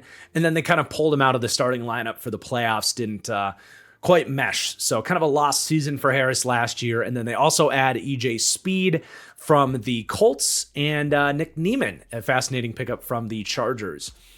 But it is overall a stable, solid unit that, again, you start to see some of the depth of this defense really shine through. As far as their rankings, I have them as the 19th overall linebacker room with a B grade in run defense, very good in that phase, ranking 8th to 14th, and much worse in coverage, 26th to 28th for the linebacker coverage grade. But you start with Azeez Al-Shaair. He is your plug-and-play LB1 here. D'Amico Ryans loves this guy so much so that they let Blake Cashman walk to give Azeez Al-Shaair a similar amount of money. Coming over from Tennessee. And even though I love Blake Cashman and think he's a better player than Al-Shaair, it's not that Al-Shaair was horrible, though he did have some ugly and frustrating moments last year. He had some ugly losses in coverage, certainly. And he also unfortunately developed a bit of a reputation for being a dirty player. Whether you like that or not, he faced a 3-game suspension for a very dirty hit on Trevor Lawrence, and that was not the only time on tape you could see him leading with his helmet, hitting guys late. So certainly not all praise for Azeez Al-Shaair, but he is a maniac with size that can get off blocks, has a firm understanding of D'Amico Ryans' defense because he developed in it in San Francisco before he went to Tennessee. And ultimately, even if he has his lapses in discipline, whether that's busting coverages or taking bad angles and missing tackles or hitting guys late and getting ejected from football games, D'Amico Ryans loves the energy that he brings to the table. And, this is just they have a style of player that they look for on this defense that is all in the, vision of an Azeez Al-Shaair, where they just want, discipline is secondary to just being a madman and wanting to fly to the ball and hit people. And that is what Azeez Al-Shaair brings to the table here. And then it'll be interesting to see kind of how the LB2/LB3/LB2 rotation plays out here. So, like I said in the intro, the Texans played the second most nickel out of any team in the league. So there's not really a true opportunity for a kind of strong side LB3 here. They played base 4-3 about 10% of their snaps. So yes, technically that guy's going to exist, but you're only talking about 8 snaps a game, maybe. What you're really more focused on here is who's going to be the nickel linebacker next to Al-Shaair. And it's kind of a, do you want the red pill or the blue pill option here for the Texans, where Toa is the guy that kind of got this opportunity last year because Christian Harris was hurt. He is exactly what was advertised coming out of college. My pro comp on him was Blake Martinez, and I think we've absolutely seen that from him. A guy with abysmal physical traits. He's not even the biggest guy, but really lacks like speed and change of direction ability. But also a guy who like plays with really good run gap discipline, understands the game really well. But even in a system in Houston here that allows these guys to like play aggressive, go try to get run stops on early down, make your presence felt around the line of scrimmage. Henry Toa suffered the Blake Martinez problem where he was 55th in the NFL among linebackers that played at least 20% of their team snaps last year in average depth of tackle, which is exactly what showed up at Alabama, where he's going to kind of let blocks declare themselves, read out the concept, and then position himself to meet the back relatively around the hole after he's gained 3 or 4 yards. And that's fine. And when you have Alshire next to him, that's not a horrible compliment. I don't want to just completely trash that idea. He plays his role there for this, linebacker run defense around top 10 in the league. So like, I don't want to just completely dismiss that with Toa as an option there. But there's some downsides to that as well, where it's like, you're not making a huge impact, but you're doing a decent job to prevent bigger runs as well. And because he's not a good athlete at all, he had missed tackle problems in college, and those have followed him in the league too. He still missed 14% of his tackle attempts last year, which is well below average for a starting linebacker. So he kind of is what he is, and his lack of ability to move in coverage and the lack of kind of, field vision to take away throwing lanes and stuff, it's just not there. So it's not the end of the world if he has to start again this year, which he did last year. But I think with Christian Harris returning and some of these other additions, there might be some other guys to get more excited about if you're a Texans fan here that could actually, make this linebacker room stand out a little bit more and impact games a little bit more. And Christian Harris is probably the first guy you're going to look at to see if he can do that. I think you look at last year as a wasted season, but he's still young. He's only 24 years old, and now he heads into a contract year. I do still think D'Amico Ryans loves this guy. The Alabama linebacker connection there. D'Amico, a former Texans linebacker, former Bama linebacker himself. There was that really cool moment in the 2023 season where there was, I don't know if it was a mic'd up or where it came from, but there was a really cool clip where D'Amico basically told Christian Harris exactly what the play was going to be, where I think it was Joe Flacco was going to go with the football. And he was like, just do this, be there, you're going to get the pick. And Christian Harris got the pick in that playoff game. And that kind of led to a lot of hype on him heading into his third year. I mean, this is a guy that I want to say he was recruited as a safety, like vastly undersized at Alabama, like very much still learning the position. He's still only 24 years old. He doesn't turn 25 till the season's over, I believe, which is the same age as some of these linebackers getting drafted, like Demetrius Knight, who we just talked about with the Bengals a couple deep dives ago. He just got drafted. He's the same age as Christian Harris. So like plenty of reason to believe he can still develop here, but taking on blocks and being an impact in the run game has been a huge issue for him. His athleticism and safety background, you figured the coverage would at least be solid, and it has certainly been, and shown flashes of being really great.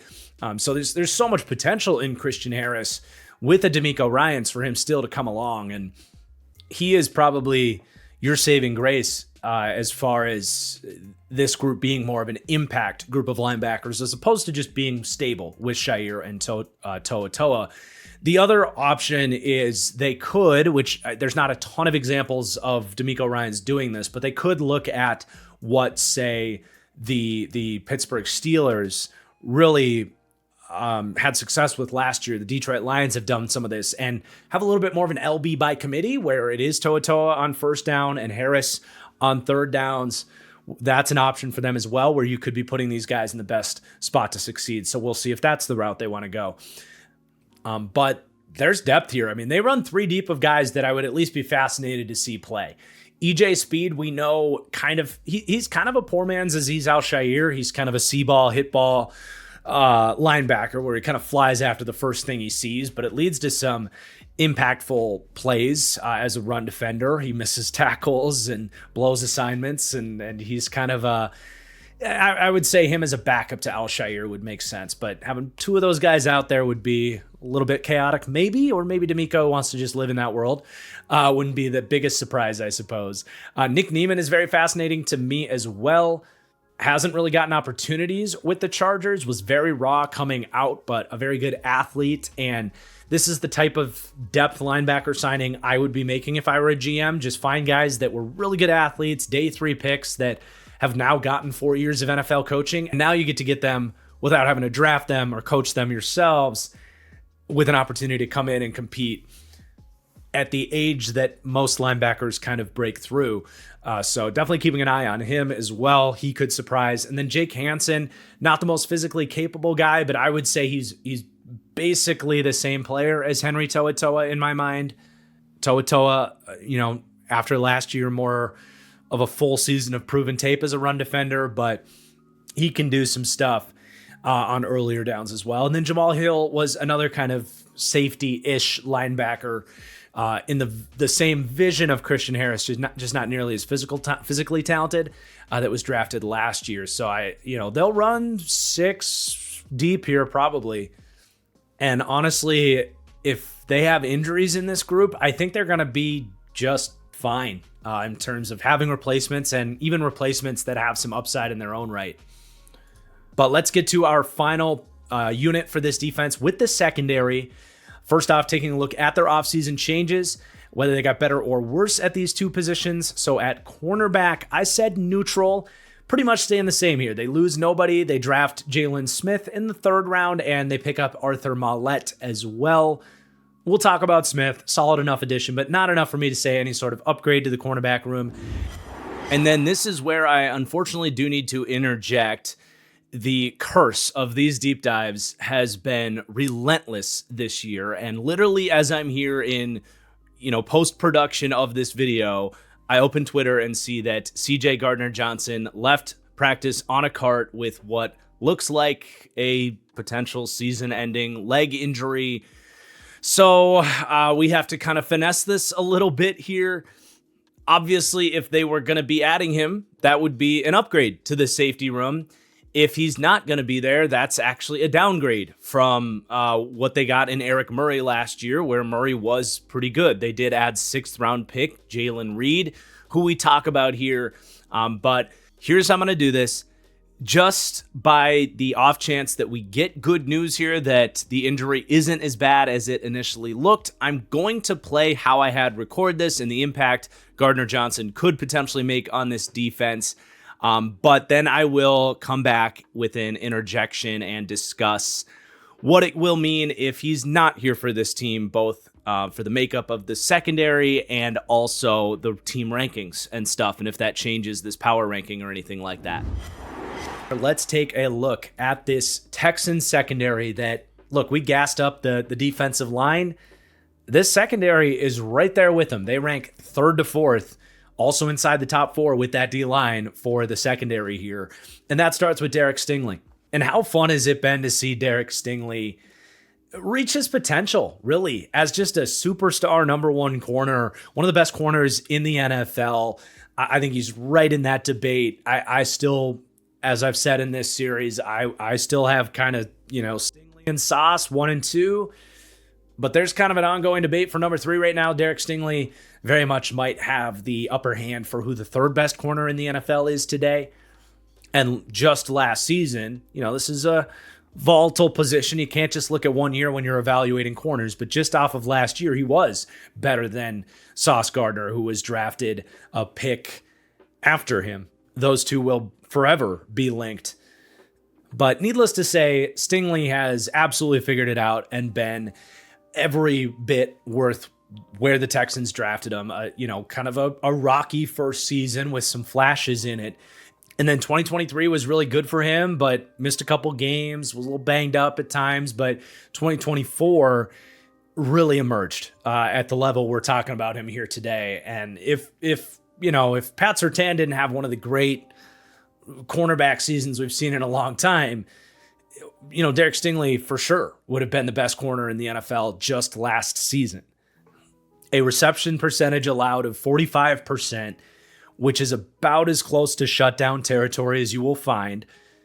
To put that in perspective, he was at 54% in 2023 and 67% in 2022. But on top of being, top 5 in terms of lockdown coverage consistency, he might be top 1 in terms of ball skills. Although now Travis Hunter's in the league, but Derek Stingley's ability to find the football, whether he's breaking it up or intercepting it, where last year he had 7 interceptions, including 2 against Justin Herbert in the playoffs. But that was something that was so rare about him at LSU, was his ability to locate the ball and convert interceptions. So that's just a rare trait that he has, on top of just being a spectacular athlete that's really putting things together from a technique standpoint, press coverage, man coverage, zone coverage. He's super smart, but that's going to develop for any young player, and he's heading very much into his prime. He's just, he's sensational. And a core reason why this is a top 4 secondary, but not the only reason. This group fills out really nicely around him. And Kamari Lassiter fills in really nicely as his, he's very much his Robin to Derek Stingley's Batman. And I'm proud to say I didn't hit full panic mode on the 4.640 or whatever it was Kamari Lassiter ran. We know 40 time is a really important measurement for these cornerbacks, and Lassiter came out in scary territory, but his lateral foot speed and his football IQ and zone coverage at Georgia was so special that I was still willing to bet on Kamari Lassiter around the range where the Texans did, as someone that could either be a really good off-zone corner in the image of like a Darius Williams, for example, or as a slot defender. And when the Texans took him, I was like, they'll find a place for him, because they run a lot of quarters and a lot of that off-zone stuff. And he could always slide into the slot if need be. But they really settled in with him in this defense as that just guy opposite Derek Stingley on the outside. And I love what the Texans do with him. This is why DeMeco Ryans is so good at this. While the Texans run a lot of quarters coverage, they'll do it in a way that not a lot of teams are frankly smart enough to do, where they'll actually just take Derek Stingley and just have him go man coverage with the number 1 on one side of the field. And then the rest of it's quarters, with Kamari Lassiter being that off-zone guy on the opposite side. A lot of teams are scared to do that, because if you go press man on the outside from quarters, it's kind of like running zero coverage without the blitz element, where that safety is not typically going to be there to shade over the top and give you that help. Well, Derek Stingley's good enough to not get beat over the top. Kamari Lassiter's not, but what he is awesome at reading the quarterback's eyes. Because he's not a very fast corner, he's had to produce at this position with his mind for breaking down route combinations and reading the leverage of the receiver's hips to know which way he's about to break, and having that snappy route squeeze from off coverage. And he pairs that with really good ball skills as well. Both these guys are huge threats to make impact interceptions on the football if you're going to test these guys. So very different players, but they understand how to use these guys, and Lassiter is just the perfect number 2 corner. Think of a Darius Williams and the career he's had for the Rams and the Jags. I see so much of that in a Kamari Lassiter. So he's been a slam dunk 2nd-round pick. And then Jalen Petrie, another 2nd-round pick that has finally really settled in as more of a stable, good defensive back. He has had a very roller coaster time here in Houston. They've asked a lot of him throughout his years to be this ultimate chess piece where he plays a little free safety, strong safety, slot corner, wear all the different hats, and still as a young player, not blow coverage assignments and stay in guys' hip pockets and make an impact against the run. It's been a lot on his plate for a young player who really was just a slot corner, that star apex defender in Baylor's defense coming out. And it feels very safe to say now that Jalen Petrie is a nickel, which we're definitely entering an era where we need to just discuss that as a position group, because there's more Jalen Petries out there who are kind of safeties by trade, but they really just play nickel corner, which is Brian Branch, Javon Bullard's doing this in the same system in Green Bay. But anyway, Jalen Petrie goes from where he played in 2023. He played 620 snaps as a deep safety. In 2022, he played, again, 620 snaps as a deep safety. Last year, he played 8. So they keep him around the box. They let him deal with tight ends and slot wide receivers primarily. Fill the run, be that big-bodied slot corner, which he is, about 200 pounds, 5'11". That's a sturdy nickel corner that can really make his presence felt. And it all came together, basically doing what he did at Baylor again. And as a reward, they give him a long-term contract extension to be in that role. So you have about as close to, a perfect trio of young starting corners. And then you've got good safeties on the back end. Chauncey Gardner-Johnson comes in. He is going to be such a fun fit in this defense, so much so that I almost considered putting the up arrow on him. Hard to do that when he is coming off a career year in Philadelphia and that amazing defense. But how Houston basically likes to play this is they want a safety on the back end that can run quarters and have range and drop back and read things out from a cover 2 look, whether you're in cover 2 or cover 6. But they also want one of these two safeties to be basically a mirror image of Jalen Petrie as that slot corner, where you're either rotating down from a pre-snap quarters look, or they'll just start in single high and have Kalen Bullock as the center fielder. And then Gardner Johnson will be kind of a dime corner, basically in the slot. And that's exactly how Chauncey Gardner-Johnson should be used. He's gotten better at the deep safety stuff, enough so that you can play him back there. And in a Fangio-style defense last year, he absolutely could do a lot of the two-shell stuff on the back end. But you go back to his early career in New Orleans and even what he was coming out of Florida, this dude's a maniac in the slot, loves to hit. And you see a lot of those plays where he comes downhill from a deep safety alignment over the last few years. But you just have a lot more opportunities to light guys up and make your presence felt from the nickel. Does he miss tackles and lose gap discipline at times and take bad angles at times? Yes, he's not the perfect run defender, but this is what DeMeco Ryans wants. So I would imagine DeMeco is just a little bit fired up about adding Chauncey Gardner-Johnson into the mix, who's basically another Jalen Petrie, but more reliable as a deep safety than Jalen Petrie. Very, very fun. And then Kalen Bullock is your true deep safety. That is what they drafted him to be. A ton of speed and range on the back end and ball skills, which showed up as early as his rookie season. He had 10 passes defended, including 5 interceptions. But he also busted a lot of coverages as well and found himself out of position and late to react a lot of times as well. So he's still learning a lot of consistency from a coverage perspective, but his high-end plays change games. And I will give him credit. I think he showed a lot more interest in hitting and playing the run in this defense than I saw on his tape at USC, where I felt like he was, generally speaking, a little disinterested. But they clearly got a little bit of a dog out of him in terms of, I will continue to use that term, getting involved against the run. So you're very encouraged for him in year 2. You would imagine the coverage bus and some of the processing on the back end will only get better, considering he's only 22 years old. Very, very fun starting 5 that I think you can see how this ranks as high as the 3rd ranking secondary in the league.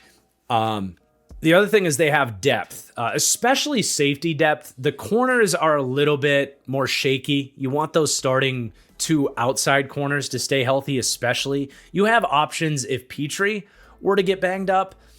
But, Jalen Smith was a 3rd-round pick that I understand they like him for the same stuff we've said about kind of playing like a madman. He loves to hit. He'll be a special teams ace for this team and can develop as a nickel corner, maybe as an outside corner. He played a little bit of both at USC and was just kind of average from a coverage perspective. We'll see how they can develop him. They certainly liked him more than myself and most people in the draft community, where he was viewed as a bit of a reach by the consensus board, but they've earned some benefit of the doubt with the draft and secondary players here. Then you have true slot types. Arthur Maulet, Miles Bryant can't really play outside. Tremon Smith, more of a special teams guy that might make this team. They bring over from Denver. Deeper down the list, you have more outside options. Damon Arnett, D'Angelo Ross. I don't even know if those guys make the team. Ross played a little bit for them last year. It just kind of depends how they feel about, like a Jalen Smith stepping in outside if Stingley or Lassiter get hurt. So that's interesting, but you definitely don't have anything you feel comfortable in terms of outside depth. That would be a spot if Stingley or Lassiter got hurt. This defense could be a little bit more vulnerable. And then this is where I will interject for the updated news on Chauncey Gardner-Johnson, because the remainder of this conversation with the secondary was all about how there really is a ton of nickel corner depth. This team is insulated for injuries in that nickel spot, but more in the Jalen Petrie role that we described than the actual safety.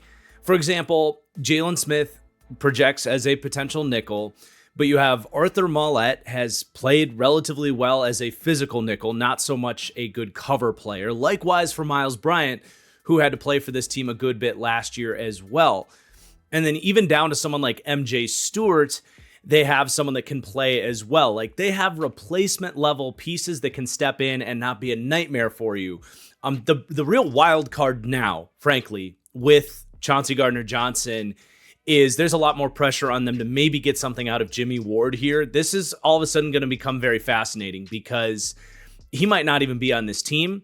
He's an injury-prone veteran that is, has a court hearing over a domestic violence situation that could be pretty bad. I don't know too much about it, but he just is the absolute utmost of wild cards now because Jimmy Ward can still play. And all of these guys, Gardner-Johnson, Bryant, Jalen Smith, Jalen Reed, who they drafted, who I'll discuss as well as more of a safety option. They're all in the image of Jimmy Ward, who's been with DeMeco Ryans forever.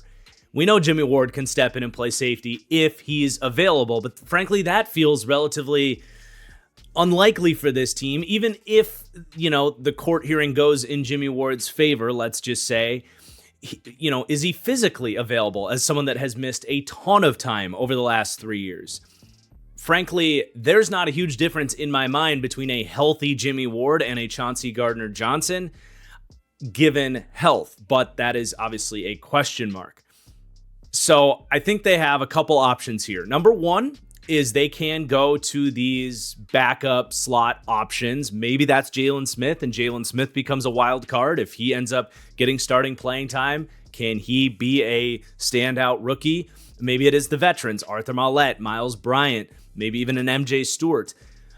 Stewart, especially, I think, as a potential next man up, either in the nickel or back at safety would be fascinating, but also an Elijah Huzzie becomes more fascinating to me, an undrafted pickup out of North Carolina. Of course, he is listed as injured currently, but he was a good prospect that I thought would get drafted in a thin nickel class as well. So he might get some added opportunities, someone to keep an eye on as well there. Do you take one of those guys, play them in the nickel, and move Jalen Petrie back into a safety role where, as we just kind of broke down, he's struggled a little bit more? You're going to create some question marks then in the nickel and at safety.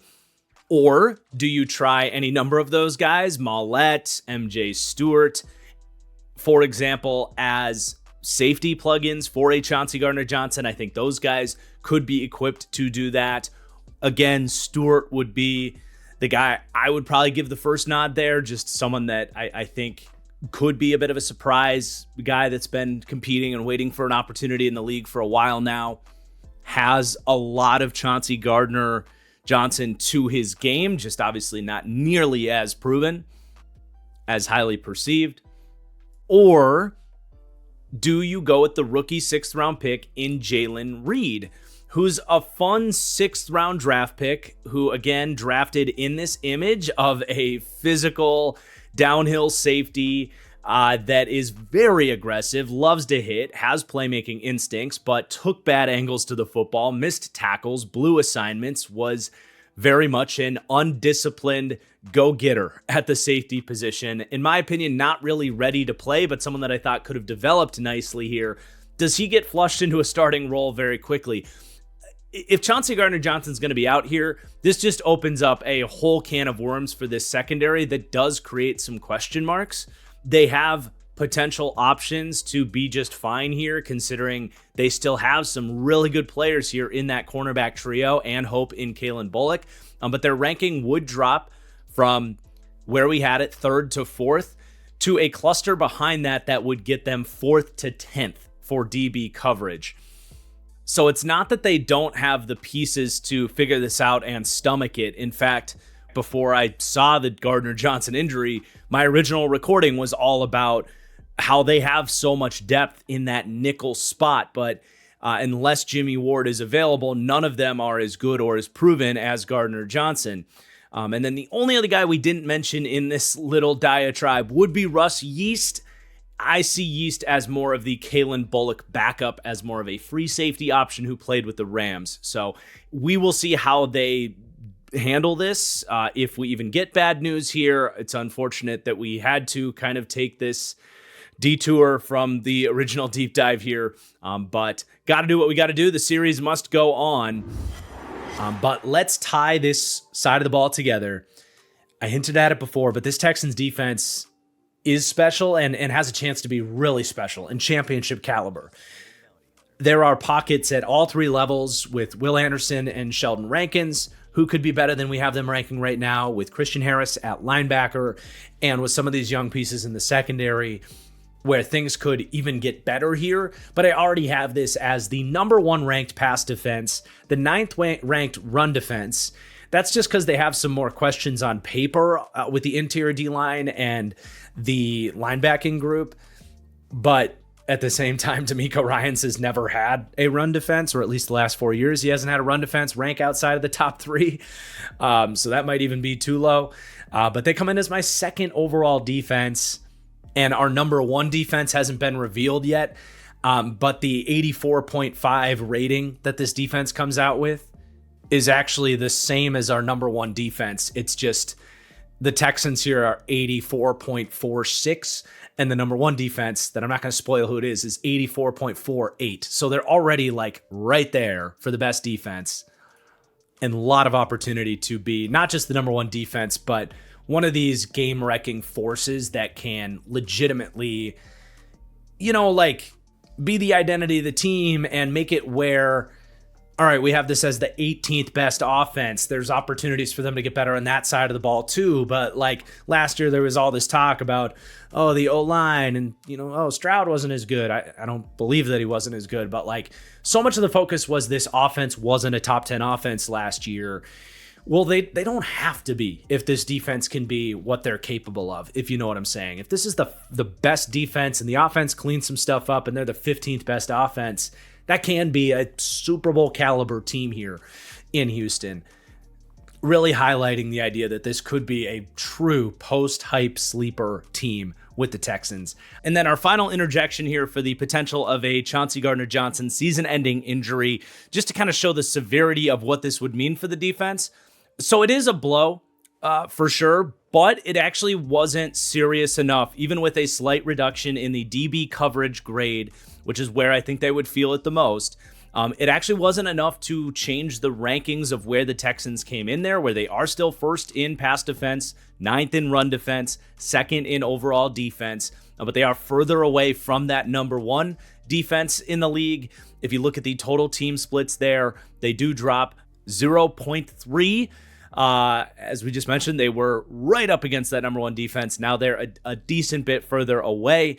And then the overall team ranking actually does drop to 14th, below the Washington Commanders now. So congratulations, Commanders fans.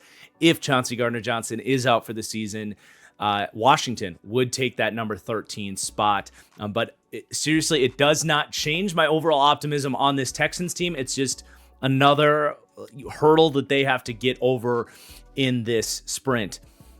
But still a few things to talk about here before we get out of here. So the special teams came out as the 12th overall special teams.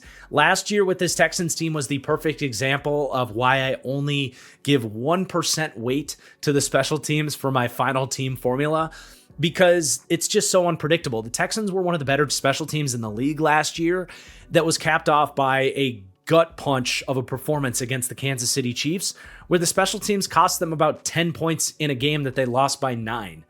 They have a kick blocked. Kaimi Fairbairn misses 2 kicks. They have a kick return goes 63 yards that lets the Chiefs get another field goal.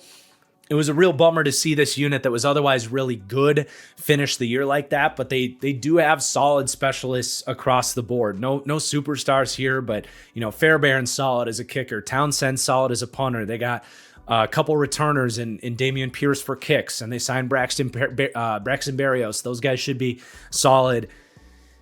They've got a good team culture. They've got depth with linebackers and DBs that love to cover and tackle on kicks. So they ranked 8th for DVOA special teams last year, 18th with the PFF team grade, which I'm not sure if DVOA includes playoffs. I'm pretty sure the PFF one does. So that could explain why they were 8th for DVOA and 18th for PFF. But yeah, they shouldn't have to worry about special teams. They just can't show up to the playoffs with their worst performance in a long time on special teams. But let's recap the strengths and weaknesses of this team, as well as bringing back to the forefront those pivotal factors for this Texans team that they need to go right for this team to reach their ultimate upside. But as far as strengths go, quarterback, I do put as a strength with CJ Stroud in tandem with kind of the weapons a little bit. Like, is the entire group of weapons a full strength? That's in the wild cards category. But the combination of Nico Collins and CJ Stroud, a defining strength of this team and this offense, that alone is going to at least raise the floor to be an okay offense, as we saw last year. And then the rest of the strengths are with the defense, the pass rush, the secondary, the defensive coaching. This defense is just awesome, really without any weaknesses outside of linebacker coverage, which if you're going to have any weakness on your defense, linebacker coverage would be the one to pick, I think.